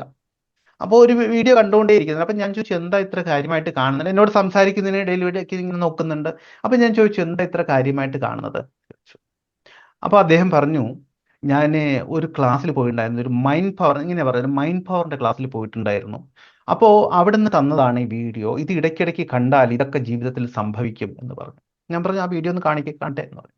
അപ്പോൾ അദ്ദേഹം വീഡിയോ കാണിച്ചു. വീഡിയോ ഞാൻ നോക്കുന്ന സമയത്ത് കൊട്ടാര സദൃശ്യമായിട്ടുള്ള ഒരു വീട്, വളരെ സമൃദ്ധമായിട്ടുള്ള, എക്സാക്ട്ലി കൊട്ടാര സമാനമായിട്ടുള്ള ഒരു വീട്, എല്ലാ സൗകര്യങ്ങളും ഉണ്ട്. അങ്ങനെ അതിന്റെ എക്സ്ട്രീം ലെവൽ എന്താണോ അത് ചിന്തിച്ചോളൂ. അങ്ങനത്തെ ഒരു വീടിന്റെ വീഡിയോ ആണ് കാണുന്നത്. അപ്പൊ ഞാൻ ഈ വ്യക്തിയോട് ചോദിച്ചു, ഇതുപോലൊരു വീട് നിങ്ങൾക്ക് കിട്ടിയെന്ന് സങ്കല്പിക്കുക, നിങ്ങൾ എങ്ങനെയായിരിക്കും അവിടെ ജീവിക്കുക? അപ്പൊ അദ്ദേഹത്തിൽ നിന്ന് പെട്ടെന്ന് വന്ന് മറുപടി ആയിരുന്നു, അയ്യോ സാറേ, ഇങ്ങനത്തെ വീടൊക്കെ നമുക്ക് കിട്ടിയ എങ്ങനെ അതിൻ്റെ ഉള്ളിൽ കയറും? അപ്പൊ ആദ്യത്തെ വാക്ക് തന്നെ എന്താണ്? അയ്യോ. അയ്യോ എന്തിനാ റെപ്രസെന്റ് ചെയ്യുന്നത്? ഭയം. അയ്യോ റെപ്രസെന്റ് ചെയ്യുന്ന ഭയത്തെയാണ്. അപ്പൊ ആ മൈൻഡ് സെറ്റ് വെച്ചിട്ട് ഇദ്ദേഹം ഇരുന്ന് ഈ വീഡിയോ ജീവിത അവസാനം വരെ കണ്ടാതെ. 1. 2, ഇനി കിട്ടിയെന്നിരിക്കട്ടെ, അപ്പോഴും അദ്ദേഹം ചോദിക്കുന്നുണ്ട്, ഇങ്ങനൊരു വീട്ടിൽ നമ്മൾ എങ്ങനെ ജീവിക്കും? എങ്ങനെ ജീവിക്കും എന്ന് പറഞ്ഞാൽ അതിനുള്ള അർഹത സ്വയം അദ്ദേഹം കൊടുത്തിട്ടില്ല. ഇവിടേക്കാണ് മാറ്റങ്ങൾ സംഭവിപ്പിക്കേണ്ടത്. ഇനി നോക്കൂ, ഈ ഭയം മണിയെ മാത്രമല്ല ബ്ലോക്ക് ചെയ്യുന്നത്, ഇതൊരു ഉദാഹരണം മാത്രമാണ്. നിങ്ങൾക്ക് കിട്ടാനുള്ള ജോലിയെ ബ്ലോക്ക് ചെയ്യുന്നുണ്ട്. പലരും പറയാറുണ്ട്, സാറേ ഒരുപാട് PSC എഴുതുന്നുണ്ട്, പക്ഷെ ഒന്നും കിട്ടുന്നില്ല. അവരോട് കുറച്ച് സമയം ആഴത്തിൽ സംസാരിച്ചു നോക്കിയാൽ അവരിൽ നിന്ന് അവർ പോലും അറിയാതെ അവരുടെ മനസ്സിന്റെ പലയിടങ്ങളിലായിട്ട് ഒളിഞ്ഞിരിക്കുന്ന ആ ജോലി കിട്ടിയാൽ സംഭവിക്കാൻ പോകുന്ന ഭയങ്ങളെ കുറിച്ച് പുറത്തേക്ക് വരും. മനസ്സിലാവുന്നുണ്ടോ എൻ്റെ പോയിന്റ്? ആ ജോലി കിട്ടിയാൽ സംഭവിക്കാൻ പോകുന്ന ഭയങ്ങളെയും ആശങ്കകളെയും കുറിച്ചുള്ള ഡേറ്റകൾ അതാത് വ്യക്തികളിൽ നിന്ന് പുറത്തേക്ക് വരും. അപ്പൊ ആ ഭയം അവിടെ ഉള്ളത്തോളം കാലം അവർക്ക് ആ ജോലി കിട്ടുമെന്ന് വിചാരിക്കുന്നുണ്ടോ? 1. അതുപോലെ ചില വ്യക്തികൾ വിവാഹം നടക്കാതെ നിൽക്കുന്നത്, അവരോടും സംസാരിച്ചു നോക്കിയാൽ ആത്യന്തികമായിട്ട് വിവാഹ ജീവിതത്തെക്കുറിച്ച് അവർക്ക് ഭയമുണ്ടാകും. എക്സാക്ട്ലി ഭയമുണ്ടാകും. ഈ ഭയം വിവാഹ ജീവിതത്തിൽ നിന്ന് അവരെ മാറ്റി നിർത്തും. ഈ ഭയത്തെ മാറ്റാൻ നമുക്ക് സാധിച്ചാൽ, ഞാൻ ക്ലിനിക്കൽ കൺസൾട്ടേഷന്റെ കൂടെ അടിസ്ഥാനത്തിൽ പറയുക, ഇതുപോലെ ധാരാളം വ്യക്തികൾ എൻ്റെ അടുത്തേക്ക് വന്നിട്ടുണ്ട്, വിവാഹം നടക്കുന്നില്ല, അത് മൈൻഡ് സെറ്റ് എന്തെങ്കിലും പ്രശ്നമുണ്ടോ വെച്ചിട്ട്.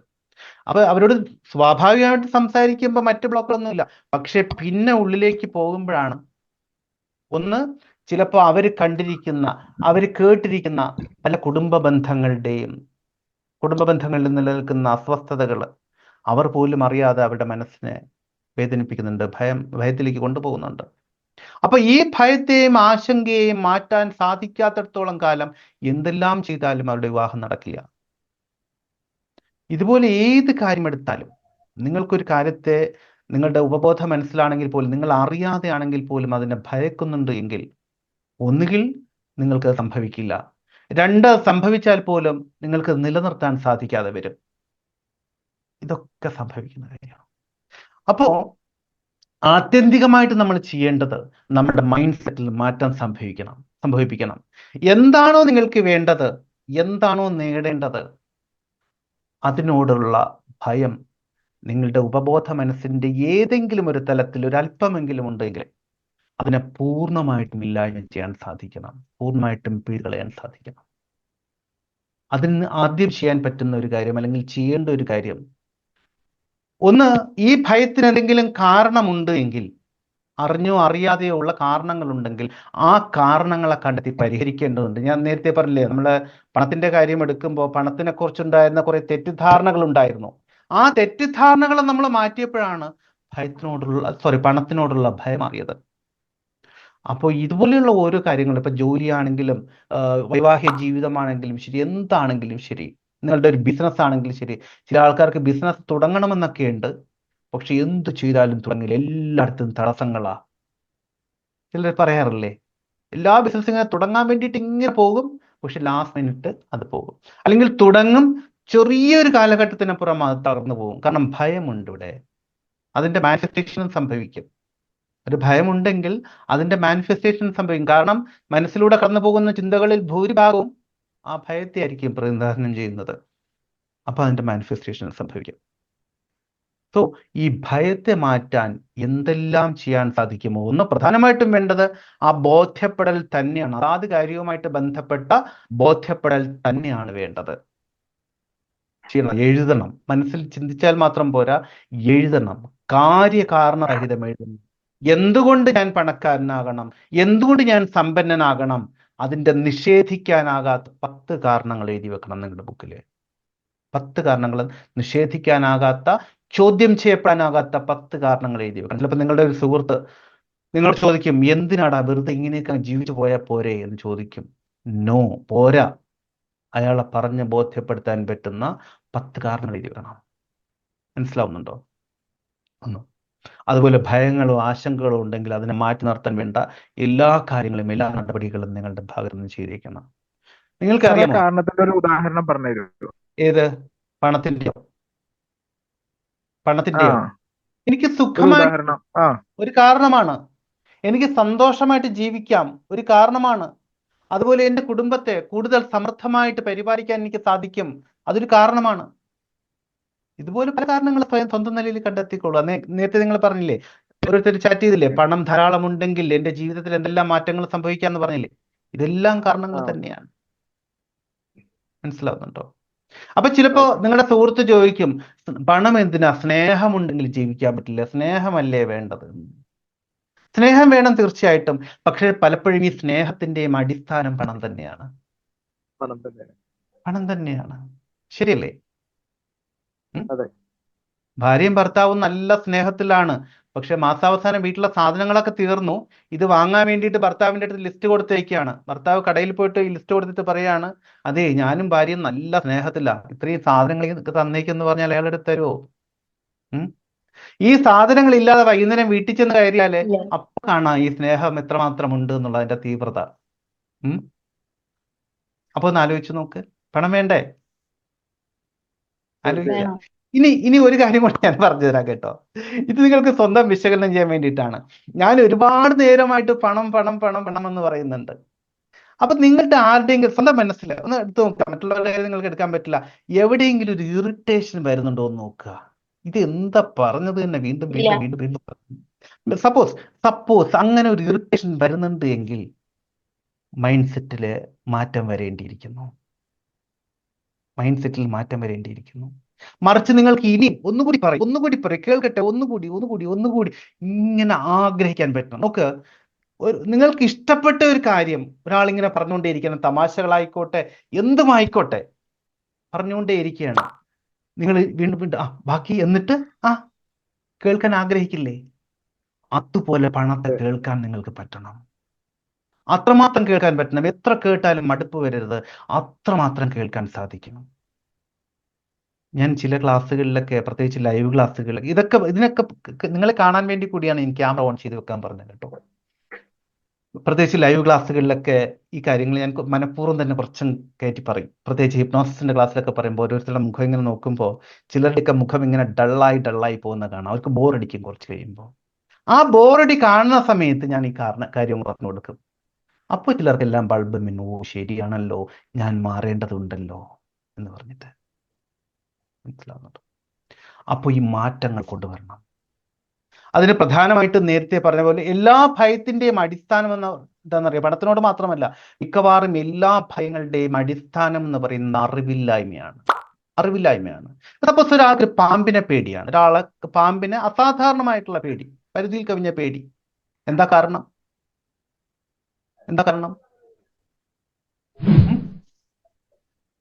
പാമ്പിനെ കുറിച്ചുള്ള അറിവില്ലായ്മ. അപ്പൊ പാമ്പിന് നന്നായിട്ട് കൈകാര്യം ചെയ്യുന്ന വ്യക്തിയെ സംബന്ധിച്ചിടത്തോളം അവർക്ക് വളരെ കൃത്യമായിട്ട് അറിയാം അതിന് എങ്ങനെ ഡീൽ ചെയ്യണം എന്നുള്ളത് അവർക്ക് വളരെ കൃത്യമായിട്ട് അറിയാം. ആ അറിവാണ് അവരുടെ ഭയത്തെ ഇല്ലാതാക്കി കളയുന്നത്. അതുപോലെ തന്നെയാണ് പണത്തോടുള്ള ഭയം നിങ്ങൾക്ക് മാറണമെങ്കിൽ, മനസ്സിന്റെ ഏതെങ്കിലും ഒരു കോണിൽ അങ്ങനെ ഒരു ഭയമുണ്ട്, അത് മാറണമെങ്കിൽ അറിവുകൾ ആർജിക്കണം. അതിനുള്ള മാർഗങ്ങളായി പറഞ്ഞു വന്നത്. ഒന്ന്, പണത്തിന്റെ നന്മ നിറഞ്ഞ കുറേ വശങ്ങൾ എഴുതുക തന്നെ ഒന്ന്. അതുപോലെ 2, പണത്തിനെ സ്നേഹിക്കാനുള്ള മാർഗങ്ങൾ നിങ്ങൾ കണ്ടെത്തുക. ഉപാധികളില്ലാത്ത, നിഷേധിക്കാനാകാത്ത കാരണങ്ങളെ കണ്ടെത്തുക. 3, മൈൻഡ് സെറ്റിൽ മാറ്റം വരുത്താനുള്ള, റിച്ച് മൈൻഡ് സെറ്റ് ഫീഡ് ചെയ്യാനുള്ള കാര്യങ്ങൾ നോക്കുക. അതിലൊന്ന് അഫർമേഷൻ. കാരണം നമ്മുടെ ചിന്തകളിൽ മാറ്റം വരണമെങ്കിൽ നമുക്ക് അഫർമേഷനുകളിലൂടെ അത് വളരെ സിമ്പിളായിട്ട് സാധിക്കും. എന്നിലേക്ക് ധാരാളം പണം വന്നുകൊണ്ടേയിരിക്കുന്നു, അല്ലെങ്കിൽ എന്നിലേക്ക് ധാരാളം പണം വളരെ വേഗം വരുന്നതിന് നന്ദി, അല്ലെങ്കിൽ വന്നുകൊണ്ടിരിക്കുന്നതിന് നന്ദി, എന്നിലേക്ക് ധാരാളം പണം വളരെ വേഗം വന്നുകൊണ്ടിരിക്കുന്നതിന് നന്ദി തുടങ്ങിയ അഫർമേഷൻസ് കൊടുക്കാം. അതുപോലെ നിങ്ങൾ നല്ല സമൃദ്ധമായിട്ട്, സന്തോഷമായിട്ട്, വളരെ സമ്പന്നനായിട്ട് അല്ലെങ്കിൽ സമ്പന്നയായിട്ട് ജീവിക്കുന്ന വിധത്തിലുള്ള വിഷ്വലൈസേഷൻ സ്ഥിരമായിട്ട് കൊടുത്തുകൊണ്ടേയിരിക്കുക. അതുപോലെ മറ്റൊരു കാര്യം കൂടിയുണ്ട്, അതുകൂടി പറഞ്ഞ് ഞാൻ അവസാനിപ്പിക്കാം. സാധാരണഗതിയിൽ പറയാറുണ്ട്, നമ്മളെന്ന് പറയുന്ന വ്യക്തി നമ്മളുമായിട്ട് ഇടപഴകുന്ന ഏറ്റവും അടുത്ത 5 പേരുടെ ശരാശരിയാണ് എന്ന്.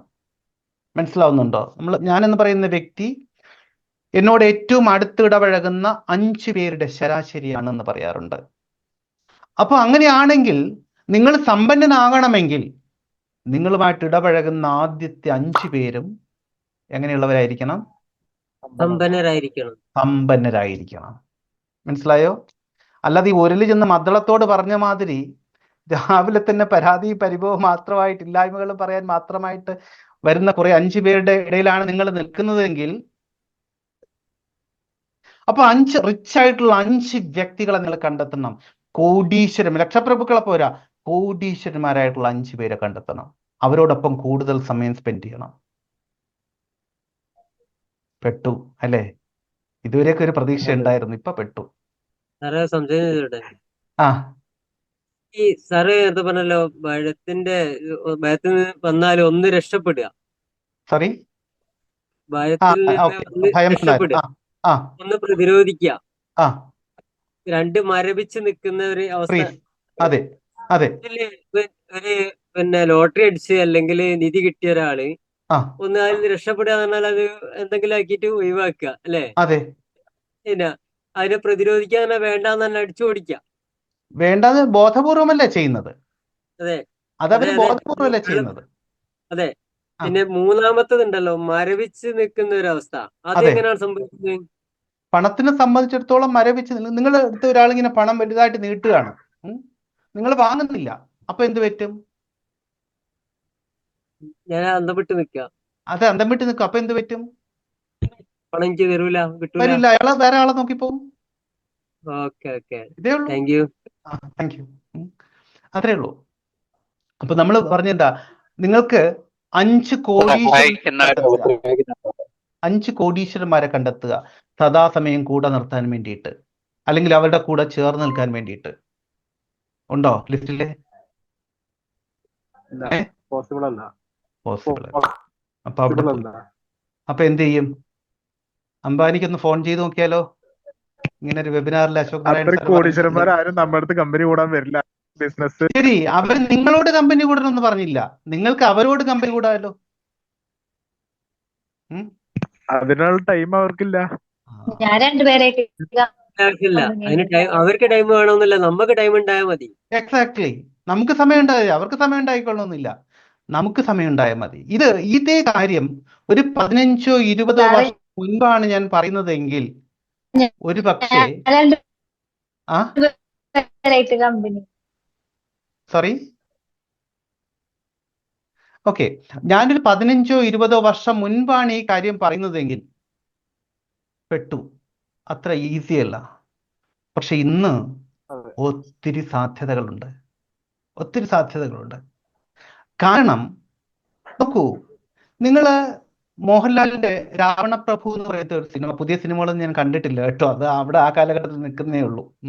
അപ്പൊ രാവണപ്രഭു എന്ന് പറയുന്ന ഒരു സിനിമ കണ്ടിട്ട് ഇറങ്ങുന്ന സമയത്ത് നിങ്ങളുടെ മൈൻഡ് സെറ്റ് ആരുടെ മൈൻഡ് സെറ്റ് ആയിരിക്കും? സ്വയം ആരാന്നാ വിചാരിക്കുക?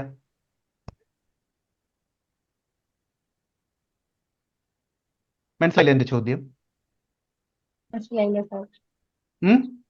ചോദ്യം മനസ്സിലായി. അതില് രാവണപ്രഭു ആരാണ് എന്നുള്ളത് അറിയാത്തതുകൊണ്ടാണ് അറിയാം. മിണ്ടാതിരിക്കുന്നത്. അല്ലെങ്കിൽ പോട്ടെ, ഏതെങ്കിലും ഒരു സിനിമ, ഗംഭീരമായിട്ടുള്ള ഒരു സിനിമ കണ്ടിറങ്ങുമ്പോ നിങ്ങൾ തിരിച്ചിറങ്ങി വരുമ്പോ അതിൽ ഏത് കഥാപാത്രത്തിന്റെ മൈൻഡ് സെറ്റ് ആയിരിക്കും നിങ്ങൾക്ക്? അതിന്റെ നായകൻ അത് നായകന്റെ മൈൻഡ് സെറ്റ് ആയിരിക്കും അല്ലേ? ഇപ്പോ ഒരു ഗംഭീര കമ്മീഷണർ എന്ന് പറയുന്ന സിനിമ പറഞ്ഞു, ഞാൻ ആ കാലഘട്ടത്തിൽ നിൽക്കുന്നേ ഉള്ളൂ, സോറി. അപ്പൊ ആ സിനിമ കണ്ടിറങ്ങി വരുമ്പോ അതിലെ ഗംഭീരനായിട്ടുള്ള ഒരു പോലീസ് ഓഫീസറാണ് ഞാൻ എന്നുള്ള വിധത്തിൽ ചിലപ്പോൾ നിങ്ങളുടെ ബോഡി ലാംഗ്വേജിൽ പോലും അത് പ്രതിഫലിക്കും. ശരിയല്ലേ? റെസ്പോണ്ടിങ് ശരിയാണ്. അത് ആ നായകൻ നിങ്ങളോടൊപ്പം സമയം ചെലവഴിച്ചത് കൊണ്ടാണോ, നിങ്ങൾ ആ നായകനോടൊപ്പം സമയം ചെലവഴിച്ചത് കൊണ്ടാണോ? അദ്ദേഹത്തിന്റെ കൂടെ, നായകന്റെ കൂടെ സമയം ചെലവഴിച്ചു, നമ്മൾ ചെലവഴിച്ചു അല്ലേ?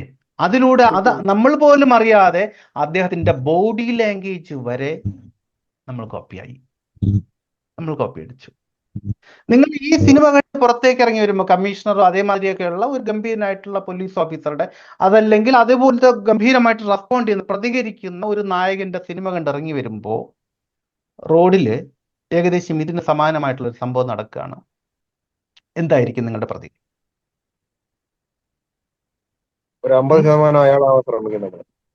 യെസ്, എന്തായാലും ഒന്ന് റെസ്പോണ്ട് ചെയ്യും, ഇടപെടും. സാധാരണഗതിയിൽ ഇത് തിരിഞ്ഞു നോക്കാതെ ആളാണെങ്കിൽ പോലും ഒന്ന് ഇടപഴകും. കാരണം നമ്മുടെ മൈൻഡ് സെറ്റിൽ ഒരു മാറ്റം വന്നു. ശരിയല്ലേ? ഇനി നമുക്ക് എന്ത് ചെയ്യാൻ പറ്റും? ഒരു 5 പേരെ, 5 സമ്പന്നരെ, 5 കോടീശ്വരന്മാരെ നമ്മുടെ കൂടെ കിട്ടണമെങ്കിൽ നമുക്ക് എന്ത് ചെയ്യാൻ പറ്റും? കണ്ടുപിടിക്കണം. എക്സാക്ട്ലി. സമ്പന്നരായിട്ടുള്ള ധാരാളം പേരുടെ വീഡിയോകളുണ്ട് യൂട്യൂബിൽ, നിങ്ങൾക്ക് സൗജന്യമായിട്ട് കേൾക്കാം. അവർ കടന്നു വന്ന വഴികള്, അവർ കടന്നുപോയ അനുഭവങ്ങള്, അവർ കടന്നുപോയ പ്രതിസന്ധികള്, ആ പ്രതിസന്ധികളെ അവർ അതിജീവിച്ച രീതികള്, ഇതെല്ലാം നിങ്ങൾക്ക് അവിടെ കിട്ടും. നമ്മൾ ചിലപ്പോൾ വിചാരിക്കുന്നുണ്ടാകും, ഞാൻ എന്ത് തുടങ്ങിയാലും തടസ്സം, ഞാൻ എന്ത് തുടങ്ങിയാലും പ്രശ്നം, ഈ നാട്ടിൽ എന്ത് ചെയ്തിട്ട് ഒരു കാര്യമില്ല, അതിനേക്കാൾ വീട്ടിൽ മിണ്ടാതിരിക്കാം. വീഗാർഡിലെ കൊച്ചൗസേപ്പ് ചിറ്റലപ്പള്ളി സാറിന്റെ വീഡിയോ നിങ്ങളൊന്ന് കാണുക. കണ്ടവരുണ്ടോ അതിനിടയില്? അദ്ദേഹത്തിന്റെ ഫാക്ടറിയിൽ, ഇന്നല്ല കുറെ കാലം മുമ്പെന്ന് തോന്നുന്നു, അദ്ദേഹത്തിന്റെ ഫാക്ടറിയിൽ കുറെ ലോഡ് എന്തോ സാധനങ്ങൾ കൊണ്ടുവന്നപ്പോ അത് ഇറക്കുന്നതില് കുറച്ച് പ്രശ്നങ്ങൾ വന്നു. പോർട്ടർമാരോ ആരോ കുറച്ച് പ്രശ്നങ്ങൾ ഉണ്ടാക്കി. അദ്ദേഹം എങ്ങനെയാണ് അതിനെ തരണം ചെയ്തത് നിങ്ങൾക്ക് അറിയാമോ? സ്വന്തമായിട്ട് ഇറക്കി. ഒരു ശരാശരി വ്യക്തിയാണെങ്കിലോ നത്തിങ്, അവിടെ തളർന്നു പോകും. അപ്പൊ ഇവരെല്ലാം ഓരോ പ്രതിസന്ധികൾ അതിജീവിച്ച് തന്നെയാണ് വന്നിരിക്കുന്നത്. അതുപോലെ സന്തോഷ് ജോർജ് കുളങ്ങര സാർ, അദ്ദേഹത്തിന്റെ ഒരു ഗംഭീര വീഡിയോ ഉണ്ട് യൂട്യൂബിൽ, 2.5 മണിക്കൂർ ദൈർഘ്യമുണ്ട്. അദ്ദേഹം വന്ന വഴികള്, അദ്ദേഹം സഫാരി TV ഉണ്ടാക്കിയതിന്റെ കഥകള്, അദ്ദേഹം അവിടെ അനുഭവിച്ച പ്രതിസന്ധികള്, അന്ന് അദ്ദേഹം കയറിയിറങ്ങിയ TV ചാനലുകളുടെ വരാന്തയിൽ ഉണ്ടായ അനുഭവങ്ങള്, ഇതെല്ലാം അദ്ദേഹം ഗംഭീരമായിട്ടുള്ള വീഡിയോ 2.5 മണിക്കൂറുണ്ട്. കാണണം എപ്പോഴെങ്കിലും. വെറും ട്രോളും റീൽസും മാത്രം കണ്ടിരിക്കരുത്. അപ്പൊ ഇങ്ങനെ നിങ്ങൾ കാണുന്ന വീഡിയോകളെല്ലാം ഇതായിരിക്കണം.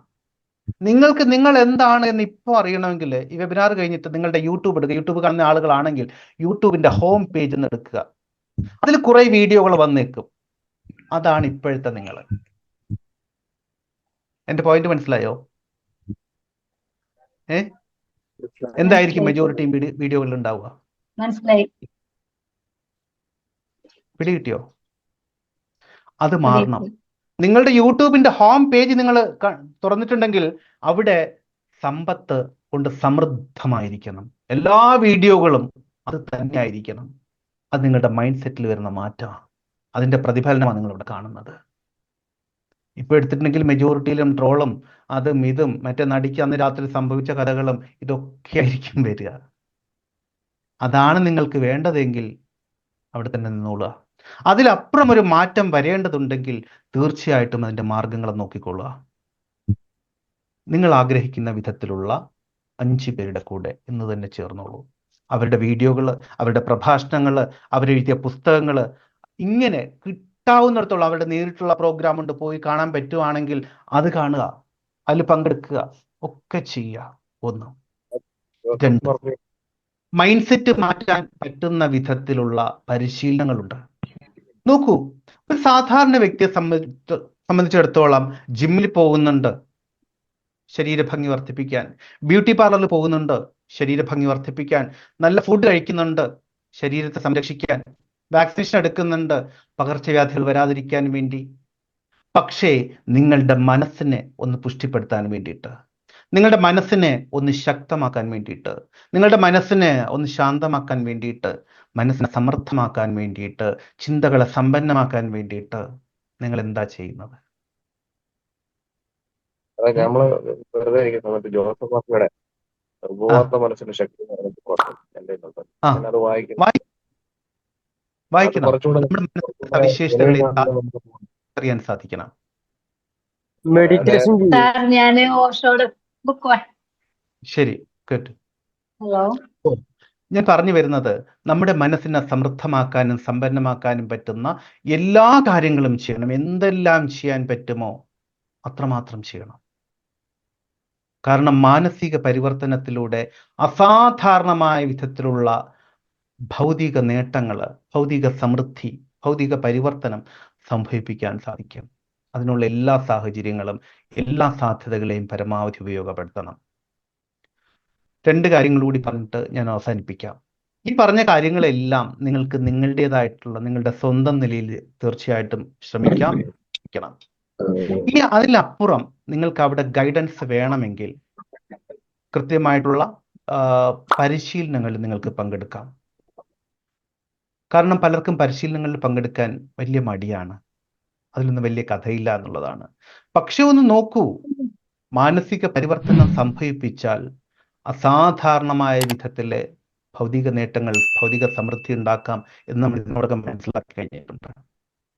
നിങ്ങൾക്ക് ആവശ്യമുണ്ട് എന്ന് തോന്നിയാൽ സ്വന്തം നിലയിൽ തീർച്ചയായിട്ടും പരിഹരിക്കാം, പരിശ്രമിക്കാം. അതല്ല, അതിനപ്പുറം ഒരു എക്സ്പേർട്ടായിട്ടുള്ള, എക്സ്പീരിയൻസ്ഡ് ആയിട്ടുള്ള ഒരു മേൽനോട്ടം നിങ്ങൾക്ക് വേണമെന്ന് തോന്നിയാൽ നിങ്ങൾക്ക് വളരെ ഇഫക്റ്റീവായിട്ടുള്ള ലോ ഓഫ് അട്രാക്ഷൻ ട്രെയിനിങ്ങുകളുണ്ട്. അതും ജസ്റ്റ് ഒന്ന് കാര്യങ്ങൾ അറിയാനും കൂടുതൽ ആഴത്തിൽ ലോ ഓഫ് അട്രാക്ഷനെ കുറിച്ചും അതിൻ്റെ പരിശീലന രീതികളെക്കുറിച്ചും അത് നിങ്ങളിൽ ഉണ്ടാകുന്ന മാറ്റത്തെക്കുറിച്ച് മനസ്സിലാക്കാൻ ഒരു 7 days law of attraction course ഉണ്ട്. വാട്സപ്പിലൂടെയാണ് തരുന്നത്. ഓരോ ദിവസവും ഏകദേശം ഒരു അരമണിക്കൂറോളം ദൈർഘ്യമുള്ള വീഡിയോകൾ നിങ്ങൾക്ക് ഇഷ്ടമുള്ള സമയത്ത്, ഒരു പ്രത്യേക സമയം അതിന് മാറ്റിവെക്കേണ്ടതില്ല, നിങ്ങൾക്ക് ഇഷ്ടമുള്ള സമയത്ത് നിങ്ങൾക്കത് ചെയ്യാം. വരുന്ന 1-ാം തീയതി ഒരു കോഴ്സ് തുടങ്ങുന്നുണ്ട്. വെറും 99 rupees, ശരിക്കും 1000 രൂപയുടെ കോഴ്സാണ്. പക്ഷേ ഇപ്പോൾ എല്ലാവർക്കും പ്രയോജനപ്രദമാക്കാൻ വേണ്ടിയിട്ട് കൊടുക്കുന്നത് 99 രൂപയ്ക്ക് നിങ്ങൾക്ക് അതിൽ ജോയിൻ ചെയ്യാം. ആവശ്യമുണ്ട് എങ്കിൽ, നിങ്ങൾക്ക് ഒരു മാറ്റം നിങ്ങൾ ആഗ്രഹിക്കുന്നുണ്ടെങ്കിൽ ഉറപ്പായിട്ടും ആ കോഴ്സിൽ ജോയിൻ ചെയ്യൂ. അതിനെ കോണ്ടാക്ട് ചെയ്യേണ്ട നമ്പർ ഞാൻ പറഞ്ഞുതരാം, നോട്ട് ചെയ്തോളൂ. 8086089337. ആരെങ്കിലും ഒന്ന് ചാറ്റ് ബോക്സിൽ ഇടൂ, എനിക്കിപ്പോൾ ടൈപ്പ് ചെയ്യാൻ ബുദ്ധിമുട്ടുണ്ട്. 8086089337. നിങ്ങളടുത്ത് ബുക്ക് ഉണ്ടെങ്കിൽ അതിലൊന്ന് നോട്ട് ചെയ്ത് വെച്ചോളൂ കേട്ടോ. കോർഡിനേറ്ററെ കോൺടാക്ട് ചെയ്താൽ മതി. ഡീറ്റെയിൽസ് നിങ്ങൾക്ക് അയച്ചു തരും. അതിൽ പങ്കെടുക്കൂ. 1-ാം തീയതി മുതൽ സ്റ്റാർട്ട് ചെയ്യുന്നുണ്ട്. 1. 2, നമ്മുടെ മനസ്സിനെ കൂടുതൽ ശാന്തമാക്കാനും സമൃദ്ധമാക്കാനും പവർഫുൾ ആക്കാനുമുള്ള ഒരു മെഡിറ്റേഷൻ കോഴ്സ് ഉണ്ട്. ലൈവായിട്ടുള്ള ഒരു 1 ഡേ മെഡിറ്റേഷൻ കോഴ്സ് ഉണ്ട്. അത് എറണാകുളത്തൊരു 1 മാസം മുൻപ് കഴിഞ്ഞു. ഇനി ഈ വരുന്ന സാറ്റർഡേ കോഴിക്കോടുണ്ട്. അത് രാവിലെ 9:30 മുതൽ വൈകുന്നേരം 5 മണി വരെയാണ്. മെഡിറ്റേഷൻ എന്ന് പറയുമ്പോൾ മെജോറിറ്റിയും വിചാരിക്കുന്നത് ഒരു മതപരമായിട്ടുള്ള എന്നുള്ളതാണ്. മതപരമല്ല. ഇത് ശരിക്കും പ്രാധാന്യം കൊടുത്തിരിക്കുന്നത് സ്പിരിച്വാലിറ്റിയേക്കാൾ കൂടുതൽ, ആത്മീയതയേക്കാൾ കൂടുതൽ മനഃശാസ്ത്രപരമായിട്ട് ഒരു വ്യക്തിയിൽ മെഡിറ്റേഷനെ എല്ലാ വിധത്തിൽ സ്വാധീനിക്കും എന്നുള്ളതാണ്. അതായത് നിങ്ങളുടെ സയൻസ് ആൻഡ് സൈക്കോളജി വിധത്തിലും എങ്ങനെ ഒരു ധ്യാനം നിങ്ങളെ സഹായിക്കും. നമ്മൾ ധ്യാനാത്മകമായ ഒരു അവസ്ഥയിലൂടെ കടന്നു പോകുമ്പോൾ മാനസികമായിട്ട് എന്തെല്ലാം മാറ്റങ്ങൾ ഉണ്ടാകും, ഏതെല്ലാം വിധത്തിൽ ഹോർമോണൽ ചേഞ്ചസ് ഉണ്ടാകും, ഏതെല്ലാം വിധത്തിൽ കെമിക്കൽ ചേഞ്ചസ് ഉണ്ടാകും. അത് നിങ്ങളെ ശാരീരികമായിട്ടും മാനസികമായിട്ടും വൈകാരികമായിട്ടും അതുപോലെ തന്നെ അതിൻ്റെ അപ്പുറം ആത്മീയമായിട്ടും ഉണർത്തും തുടങ്ങിയ കാര്യങ്ങളെല്ലാം ഉൾക്കൊള്ളിച്ചുകൊണ്ട് ഉള്ള ഒരു 1 ഡേ ട്രെയിൻ. വളരെ ഗംഭീരമായിട്ട് വളരെ ആഴത്തിൽ തന്നെ കാര്യങ്ങൾ മനസ്സിലാക്കാനും പ്രാക്ടീസ് ചെയ്യാനും സാധിക്കും. ഈ ഒരു 1 ഡേ സെഷനിടയിൽ ലൈവ് മെഡിറ്റേഷൻ നിങ്ങൾക്ക് ഒരുപാട് ചെറുതും വലുതുമായിട്ടുള്ള ഒരുപാട് മെഡിറ്റേഷനുകളിലൂടെ സുഖമായിട്ട് കടന്നു പോകാം. നിങ്ങൾക്ക് മറ്റൊരു ലെവലിൽ എത്താൻ പറ്റും. ഉറപ്പായിട്ടും മറ്റൊരു ലെവലിൽ സയന്റിഫിക് എക്സ്പ്ലനേഷനോട് കൂടി കാര്യങ്ങൾ മനസ്സിലാക്കാൻ സാധിക്കും. അപ്പോൾ അതിന് താല്പര്യമുണ്ടെങ്കിൽ അത് മറ്റൊരു കോർഡിനേറ്ററാണ് അത് ചെയ്യുന്നത്. ആ നമ്പറും കൂടി ഞാൻ പറയാം, അത് ഒന്ന് നോട്ട് ചെയ്തോളൂ. 7510164997 7510164997. ബബിതാണ് കോർഡിനേറ്റർ പേര്. അദ്ദേഹത്തെ ഒന്ന് വിളിച്ചിട്ട് കമ്മിങ് സാറ്റർഡേ ആണ്, കോഴിക്കോട് ടൗണിൽ തന്നെയാണ്. അതിന്റെ ഡീറ്റെയിൽസ് കിട്ടി. ഞാൻ ഇവിടെ ഇപ്പൊ പറഞ്ഞിട്ട് കൂടുതൽ സമയം ഞാൻ എടുക്കുന്നില്ല. അപ്പോൾ പങ്കെടുക്കണമെന്ന് തോന്നുകയാണെങ്കിൽ ഉറപ്പായിട്ടും അതിൽ പങ്കെടുക്കൂ. സോറി, ആ നമ്പറല്ല, 7595 അല്ല, 7510164997. 7510. നിങ്ങളുടെ ബുക്കുകൾ ഉണ്ടെങ്കിൽ അതൊന്ന് എഴുതി വെച്ചോളൂ. ആരെങ്കിലും ചാറ്റ് ബോക്സിൽ വിടൂ. 7510164997. അപ്പൊ ഈ 2 കാര്യങ്ങളാണ് ഇപ്പൊ പറയാനുള്ളത്. ശരി, പറയൂ. കേൾക്കുന്നില്ല. നിയറസ്റ്റ് ഉള്ള സ്ഥലം എന്ന് പറഞ്ഞാൽ എന്റെ സ്ഥലം എന്ന് പറഞ്ഞാൽ അടൂര്, പത്തനംതിട്ട ഡിസ്ട്രിക്റ്റിലാണ്. നമുക്ക് കുറച്ചുകൂടെ സൂട്ടബിൾ ആയിട്ടുള്ള ഈ ഏരിയയിലോട്ടെല്ലാം അങ്ങനെയുള്ള ക്ലാസ്സുകൾ എറണാകുളത്ത് കഴിഞ്ഞ മാസം ഉണ്ടായിരുന്നു. നമ്മുടെ ഗ്രൂപ്പുകൾ ഏതെങ്കിലും ഉണ്ടോ? ഇല്ല സാറേ, ഞാൻ പുതിയതായിട്ട് ഇന്ന് ജോയിൻ ചെയ്തതേ ഉള്ളൂ. ഞാൻ ആദ്യമായിട്ടാണ്, ഫസ്റ്റ് ടൈം. അങ്ങനെയാണെങ്കിൽ കാര്യം ചെയ്തോളൂ. ഈ തന്നിരിക്കുന്ന ഏതെങ്കിലും ഒരു നമ്പറിൽ കോർഡിനേറ്റേഴ്സിനോട് ചോദിച്ചിട്ടുണ്ടെങ്കിൽ നമ്മുടെ ഏതെങ്കിലും ഒരു ഗ്രൂപ്പിൽ നിങ്ങൾ ആഡ് ചെയ്യും. ഗ്രൂപ്പിൽ ആഡായി നിന്നിട്ടുണ്ടെങ്കിൽ അവിടെ ഇൻഫോർമേറ്റീവ് ആയിട്ടുള്ള ഒത്തിരി കാര്യങ്ങളുണ്ടാകും. നമ്മുടെ ശുഭചിന്തകൾ, സാന്ത്വനം, സമൃദ്ധി തുടങ്ങിയ ധാരാളം ഗ്രൂപ്പുകളുണ്ട്. ആ ഗ്രൂപ്പുകളിലുള്ളവർക്ക് അറിയാം, മിക്കവാറും എല്ലാ ദിവസവും നിങ്ങൾക്ക് വളരെ ഉപകാരമുള്ള ചില മെസ്സേജുകൾ, നിങ്ങളുടെ മനസ്സിനെ ശാന്തവും സമൃദ്ധവുമാക്കാനുള്ള, നിങ്ങളിൽ ധാരാളം മാറ്റങ്ങൾ വരുത്തുന്നതിനുള്ള മെസ്സേജുകൾ വീഡിയോസ് ആയിട്ടും റൈറ്റപ്പുകളായിട്ടും ഒക്കെ വരാറുണ്ട്. നിങ്ങൾക്ക് അതെല്ലാം കിട്ടും. അതുപോലെ ഈ ട്രെയിനിങ്ങുകളെ കുറിച്ചുള്ള വിശദാംശങ്ങൾ നിങ്ങൾക്ക് അവിടെ കിട്ടും കേട്ടോ. അപ്പോൾ കോർഡിനേറ്റേഴ്സിനോട് ചോദിച്ചാൽ മതി, അവർ ഏതെങ്കിലും ഒരു ഗ്രൂപ്പിൽ നിങ്ങളെ ആഡ് ചെയ്യും. ഇപ്പോൾ ഇതുവരെ നമ്മൾ പറഞ്ഞ കാര്യങ്ങളിൽ, ഡിസ്കസ് ചെയ്ത കാര്യങ്ങളിൽ എന്തെങ്കിലും സംശയങ്ങൾ ഉണ്ടെങ്കിൽ ഇപ്പൊ ചോദിക്കാം. ആർക്കെങ്കിലും എന്തെങ്കിലും സംശയങ്ങൾ ഉണ്ടെങ്കിൽ ഇപ്പൊ ചോദിക്കാം. നമുക്ക് ഫസ്റ്റ് ടൈമാ സാറേ. ഇന്നലെ ഞാൻ യൂട്യൂബിനകത്ത് സാറിന്റെ പ്രോഗ്രാം കാണാറുണ്ട്, പക്ഷെ അത്ര ഞാനത് സീരിയസ് ആയിട്ട് ചിന്തിച്ച കാര്യങ്ങളല്ല. കഴിഞ്ഞ ദിവസം ഫേസ്ബുക്ക് വന്നപ്പോൾ ഞാനത് മെസ്സേജ് ഇട്ടു, റിപ്ലൈ കിട്ടി, ഇങ്ങനെ ഒരു പ്രോഗ്രാം തുടങ്ങുന്നുണ്ടോ 1-ാം തീയതി മുതലാന്ന് പറഞ്ഞു. അപ്പൊ അതുകൊണ്ടാണ് നമ്മൾ തോന്നിയത്. അപ്പൊ ഞാനത് ഇത് വീട്ടിൽ വന്നതിന് ശേഷം എനിക്ക് അതൊരു ഷോപ്പാണ്, അലുമിനിയം ഫാബ്രിക്കേഷൻ ഷോപ്പാണ്. ഞാൻ രാവിലെ 10 മണിയാകുമ്പോൾ 9 മണിക്ക് കടയിൽ പോയി കഴിഞ്ഞാൽ ഏകദേശം ഒരു 8:30 വരെ കാണും ഷോപ്പില്. അത് കഴിഞ്ഞിട്ട് ഞാൻ വരുമ്പോൾ സമയം ചിലപ്പോൾ 8:30, 8:45 വീട്ടിൽ വരുന്നത്. ഞാൻ അതുകൊണ്ട് ഇന്ന് ഈ പ്രോഗ്രാം ഉണ്ടാകേണ്ട ഷോപ്പ് നേരത്തെ അടച്ചിട്ട് വീട്ടിൽ വന്നതാണ്. കണക്ട് ആവാൻ കുറച്ച് സമയം എടുത്തു. പിന്നെ എന്തായാലും കുറെ ട്രൈ ചെയ്തതിന് ശേഷം 8:30 കഴിഞ്ഞതിന് ശേഷം ഇത് കണക്ട് ആയത്. ശരി, ഞാനൊന്ന് ചോദിക്കട്ടെ. താങ്കൾ പറഞ്ഞു സാധാരണഗതിയിൽ 8:30-9 മണിയൊക്കെ ആകും വരാൻ. ഇന്ന് ഈ വെബിനാർ ഉണ്ടായിരുന്നുകൊണ്ട് നേരത്തെ വന്നതാണെന്ന് പറഞ്ഞു അല്ലേ? അതെ. ഇതിൽ പങ്കെടുത്തു കഴിഞ്ഞപ്പോൾ താങ്കൾക്ക് എന്ത് തോന്നുന്നു? അത് വേറെ നമുക്കിപ്പോ മെന്റലി നമുക്ക് ഒരു ഡിപ്രഷൻ ഇല്ലാത്ത ഒരു സിറ്റുവേഷനിൽ കൂടെ നമ്മളിപ്പോ കടന്നു പോയിക്കൊണ്ടിരിക്കുന്നത്. അപ്പം ഞാന് മെന്റലി എന്ന് പറഞ്ഞാൽ ഇപ്പൊ വീട്ടിലിപ്പോ എന്റെ 2 കുഞ്ഞുങ്ങളെ വൈഫ് ഉള്ളു. അപ്പൊ വൈഫ് ഇപ്പൊ നല്ല എഡ്യൂക്കേറ്റഡ്, അവള് സ്കൂളിലൊക്കെ ടീച്ചറായിട്ടൊക്കെ വർക്ക് ചെയ്തിട്ടുണ്ട്. അപ്പൊ പെർമനന്റ് ആയിട്ടില്ല, ഇടയ്ക്കിടയ്ക്ക് ഇങ്ങനെ മാറി മാറി ഇങ്ങനെ ഗവൺമെന്റ് എംപ്ലോയ്മെന്റ് വഴി 6 മന്ത് വെച്ചേ കിട്ടുന്നുള്ളൂ. അപ്പൊ അത് ഫിനാൻഷ്യലി നമുക്കൊരു ഫ്രീഡം ഇല്ലാത്ത ഒരു അവസ്ഥയാണ്. ഉള്ളത് ബിസിനസിനെ ഫോക്കസ് ചെയ്തിട്ടുള്ളതാണ്. അതായത് ബിസിനസ് പറഞ്ഞ വലിയൊരു മെച്ചമായിട്ട് എനിക്ക് തോന്നുന്നില്ല. പിന്നെ നമ്മൾ ജോബ് ഫോക്കസ് ചെയ്യുന്നതുകൊണ്ട് ജോബിനകത്ത് ഉള്ളത്. ഞാൻ ചോദിച്ചത്, നമ്മളിപ്പോ ഒരു 1.5 മണിക്കൂറായിട്ട് കാര്യങ്ങൾ കേൾക്കുന്നുണ്ട് അല്ലേ? ഈ പറഞ്ഞ ഇതിന്റെയൊക്കെ കാരണങ്ങളെ കുറിച്ച് ഏകദേശം ഒരു ധാരണ താങ്കൾക്ക് കിട്ടിയോ? അതെ അതെ, തീർച്ചയായിട്ടും. ശരി, താങ്ക് യു. അപ്പൊ കൃത്യമായിട്ട് പരിഹാര മാർഗങ്ങൾ നോക്കൂ കേട്ടോ. സ്വന്തം നിലയിലാണെങ്കിൽ അങ്ങനെ നോക്കാം. അതുപോലെ തന്നെ ഈ പറഞ്ഞ മാതിരി ഏതെങ്കിലും ഒരു ട്രെയിനിങ്ങിൽ പങ്കെടുക്കണമെന്ന് തോന്നിയാൽ അങ്ങനെയും ചെയ്യാം. നമ്മുടെ കോർഡിനേറ്റേഴ്സിനെ ഒന്ന് കോൺടാക്ട് ചെയ്യൂ, അവര് വേണ്ട അഡ്വൈസ് തരും കേട്ടോ. Thank you. താങ്കളുടെ പേരൊന്ന് പറയൂ. എന്റെ പേര് മഹേഷ്. ശരി ശരി, താങ്ക് യു. മറ്റെന്തെങ്കിലും സംശയങ്ങൾ പറയൂ. സാറിന്റെ സ്ഥലം എവിടെയാ? ഞാൻ കോഴിക്കോടാണ്.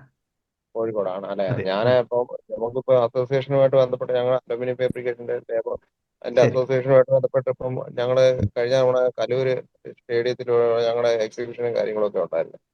നമുക്ക് ഇടയ്ക്ക് പിന്നെ വേറെ മീറ്റിങ്ങുകളൊക്കെ ഞങ്ങൾ ഇടയ്ക്ക് വരുമ്പോ റിവേറ സൂട്ട് എന്ന് പറഞ്ഞാൽ അവിടെ ഞങ്ങള് മീറ്റിങ്ങുകൾ അറ്റൻഡ് ചെയ്യാറുണ്ട്. പക്ഷെ അത്ര ലോങ് നമ്മളങ്ങനെ ഈ ദൂരമുള്ള പ്രോഗ്രാമുകൾക്കൊന്നും അറ്റൻഡ് ചെയ്തിട്ടില്ല. ഓൺലൈൻ ട്രെയിനിങ്ങുകളുണ്ട്, ഓൺലൈൻ ട്രെയിനിങ്ങുകളിൽ ചേർന്നോളൂ കേട്ടോ.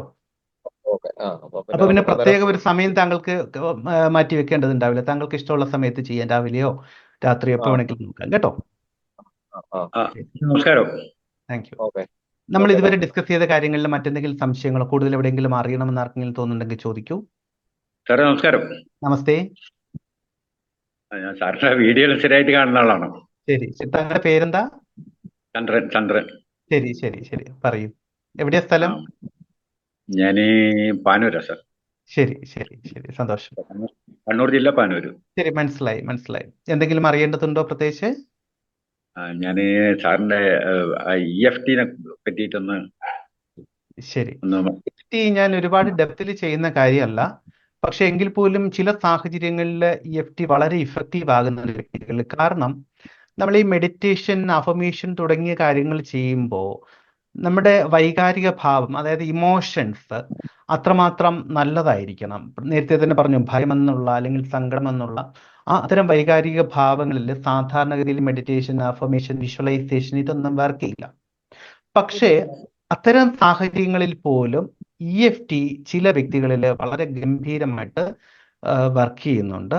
EFTയുടെ ഞാൻ കുറച്ച് ഡീറ്റെയിൽഡ് ആയിട്ട് ഇതിൻ്റെ വീഡിയോ യൂട്യൂബിൽ ചെയ്തിട്ടുണ്ട്. എൻ്റെ യൂട്യൂബ് ചാനൽ നോക്കിയാൽ മതി, അശോക് നാരായൺ എന്നുള്ള എൻ്റെ യൂട്യൂബ് ചാനലിൽ നോക്കിയാൽ മതി. EFTയുടെ ഒരു വീഡിയോ ഉണ്ട്, അതിൽ കാര്യങ്ങൾ വിശദമായിട്ട് പറയുന്നുണ്ട്. ആവശ്യമെങ്കിൽ അതും ട്രൈ ചെയ്യൂ കേട്ടോ. മറ്റെന്തെങ്കിലും അറിയേണ്ടതുണ്ടോ? ശരി, താങ്ക് യു. പറയൂ സാർ. എനിക്കൊരു ചോദിക്കാനുള്ളത്, നമ്മളിപ്പോൾ ഒരു പുതിയതായിട്ടൊരു ഇത് തുടങ്ങും. ഫോർ എക്സാമ്പിൾ, നമ്മളിപ്പോൾ ഒരു മെഡിറ്റേഷൻ സ്റ്റാർട്ട് ചെയ്തു.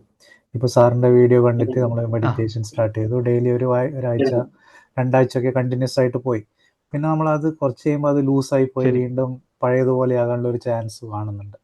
എക്സ്പീരിയൻസ് ഉണ്ട് അങ്ങനെ. അപ്പം അത് നമുക്ക് എങ്ങനെ ഓവർകം ചെയ്യാൻ പറ്റും? നോക്കൂ, അതിൻ്റെ വാസ്തവത്തിൽ എന്തിനാണ് മെഡിറ്റേഷൻ തുടങ്ങിയ ഈ കാര്യങ്ങൾ ചെയ്യുന്നത്?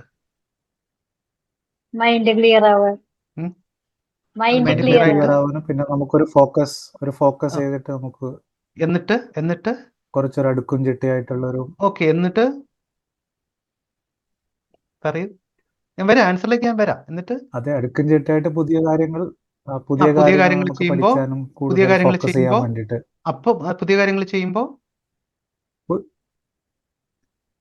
പുതിയ ഐഡിയാസ് കിട്ടും നമുക്ക്. അതെ, അപ്പോ എന്നിട്ട് എന്താണ് ബാക്കി പറയൂ. പുതിയ ഐഡിയാസ് വന്നു കഴിഞ്ഞാൽ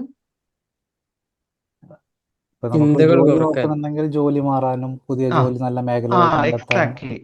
അതായത് ഇതെല്ലാം ഒന്നുകിൽ ജോലി നിങ്ങൾക്ക് മാറണം അല്ലേ? അതെ.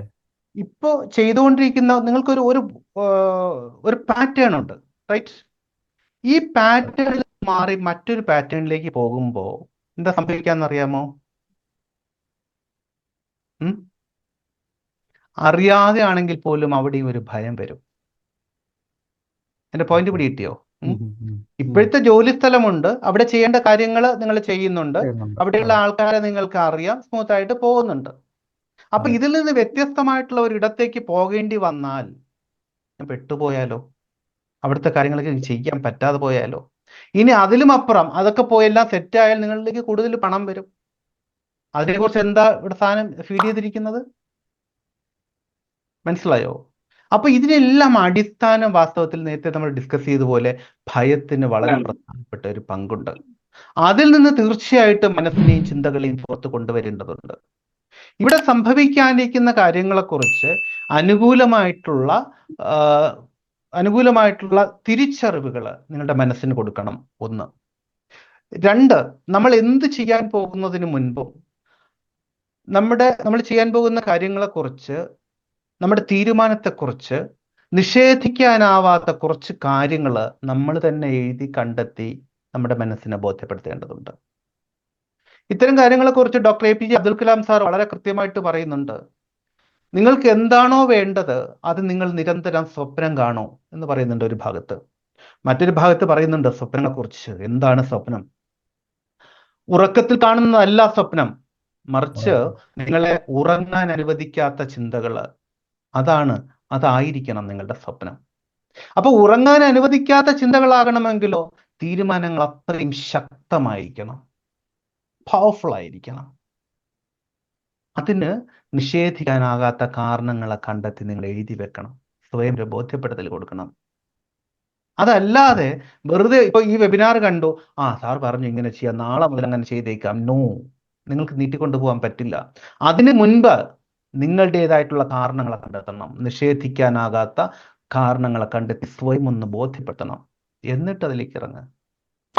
അപ്പോ രാവിലെ 4 മണിക്ക് അലാം കേൾക്കുമ്പോൾ ഈ മനസ്സ് ഒരു ഭാഗം ഇങ്ങോട്ട് മാറി നിന്നിട്ട് പറയും, ഒരു 10 മിനിറ്റ് കൂടി ഉറങ്ങിക്കോ, അല്ലെങ്കിൽ ഇന്ന് ബുധനാഴ്ചയിൽ നമുക്ക് ഞായറാഴ്ച മുതൽ തുടങ്ങാം. അല്ലെങ്കിൽ പറയും, ഇന്നലെ ഒരുപാട് സ്ട്രെയിനുള്ള ദിവസമായിരുന്നു, ലേറ്റായി, ഉറങ്ങാനും ലേറ്റായി, അതുകൊണ്ട് കുറച്ചുകൂടി കിടക്കുമെന്ന് പറയും. അതേസമയം തീരുമാനങ്ങളും ചിന്തകളും ശക്തമാണെങ്കിൽ നിങ്ങളെ പിന്നെ കിടക്കാൻ ഉറങ്ങാൻ ഇവൻ അനുവദിക്കില്ല. അപ്പൊ തന്നെ എനിക്ക് ഗെറ്റ് അപ്പ് പറയും. അതിന് തീരുമാനങ്ങൾ ശക്തമായിരിക്കണം. തീരുമാനങ്ങൾ ശക്തമാക്കണമെങ്കിൽ കാരണങ്ങൾ വേണം.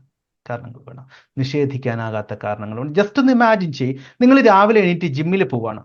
പോകുന്ന വഴിക്ക് നിങ്ങളുടെ ഒരു സുഹൃത്ത് ചോദിക്കുന്നത്, എന്തിനാണ് ജിമ്മിലൊക്കെ പോകുന്നത്, ഇപ്പൊ പോകുന്ന പോലെയൊക്കെ അങ്ങനെ പോയാൽ പോരെ എന്ന് നിങ്ങളുടെ ഒരു സുഹൃത്ത് ചോദിച്ചാൽ അയാൾക്ക് മറുപടി പറയാൻ പറ്റാത്ത വിധത്തിൽ അയാളുടെ വായടപ്പിക്കുന്ന ഒരു 10 കാര്യങ്ങൾ നിങ്ങൾക്ക് അങ്ങോട്ട് പറഞ്ഞു കൊടുക്കാൻ പറ്റണം. 10 മറുപടികൾ പറഞ്ഞു കൊടുക്കാൻ പറ്റണം. അത് നിങ്ങൾ കണ്ടെത്തി എഴുതി വെക്കണം. ഇത് അയാളോട് പറയാനല്ല, നിങ്ങളോട് തന്നെ പറയാൻ. നമ്മുടെ മനസ്സിന്റെ ശത്രുതാഭാവം ഉണരുമ്പോൾ അവനോട് പറയാൻ വേണ്ടിയിട്ട്. എത്രയേ ഉള്ളൂ. Okay, thank you. മറ്റെന്തെങ്കിലും ആർക്കെങ്കിലും അറിയേണ്ടതുണ്ടോ? പറയൂ. ശരി, അപ്പൊ അങ്ങനെയാണെങ്കിൽ തൽക്കാലം നമുക്ക് വിടവാങ്ങാം. ഇത്രയും സമയം വളരെ സന്തോഷത്തോടുകൂടി സ്നേഹത്തോടുകൂടി എന്നെ കേട്ടിരുന്ന എല്ലാവർക്കും ഹൃദയത്തിന്റെ ഭാഷയിൽ നന്ദി പറയുകയാണ്. മറ്റൊരു രീതിയിൽ വീണ്ടും കിടപെട്ടാവുന്ന പ്രതീക്ഷയോടുകൂടി തൽക്കാലം വിട പറഞ്ഞു പിരിയുന്നു. സ്നേഹപൂർവ്വം, Ashok Narayan. Thank you. Thank you sir. Thank you universe. Thank you, sir. Thank you so much. Thank you, sir.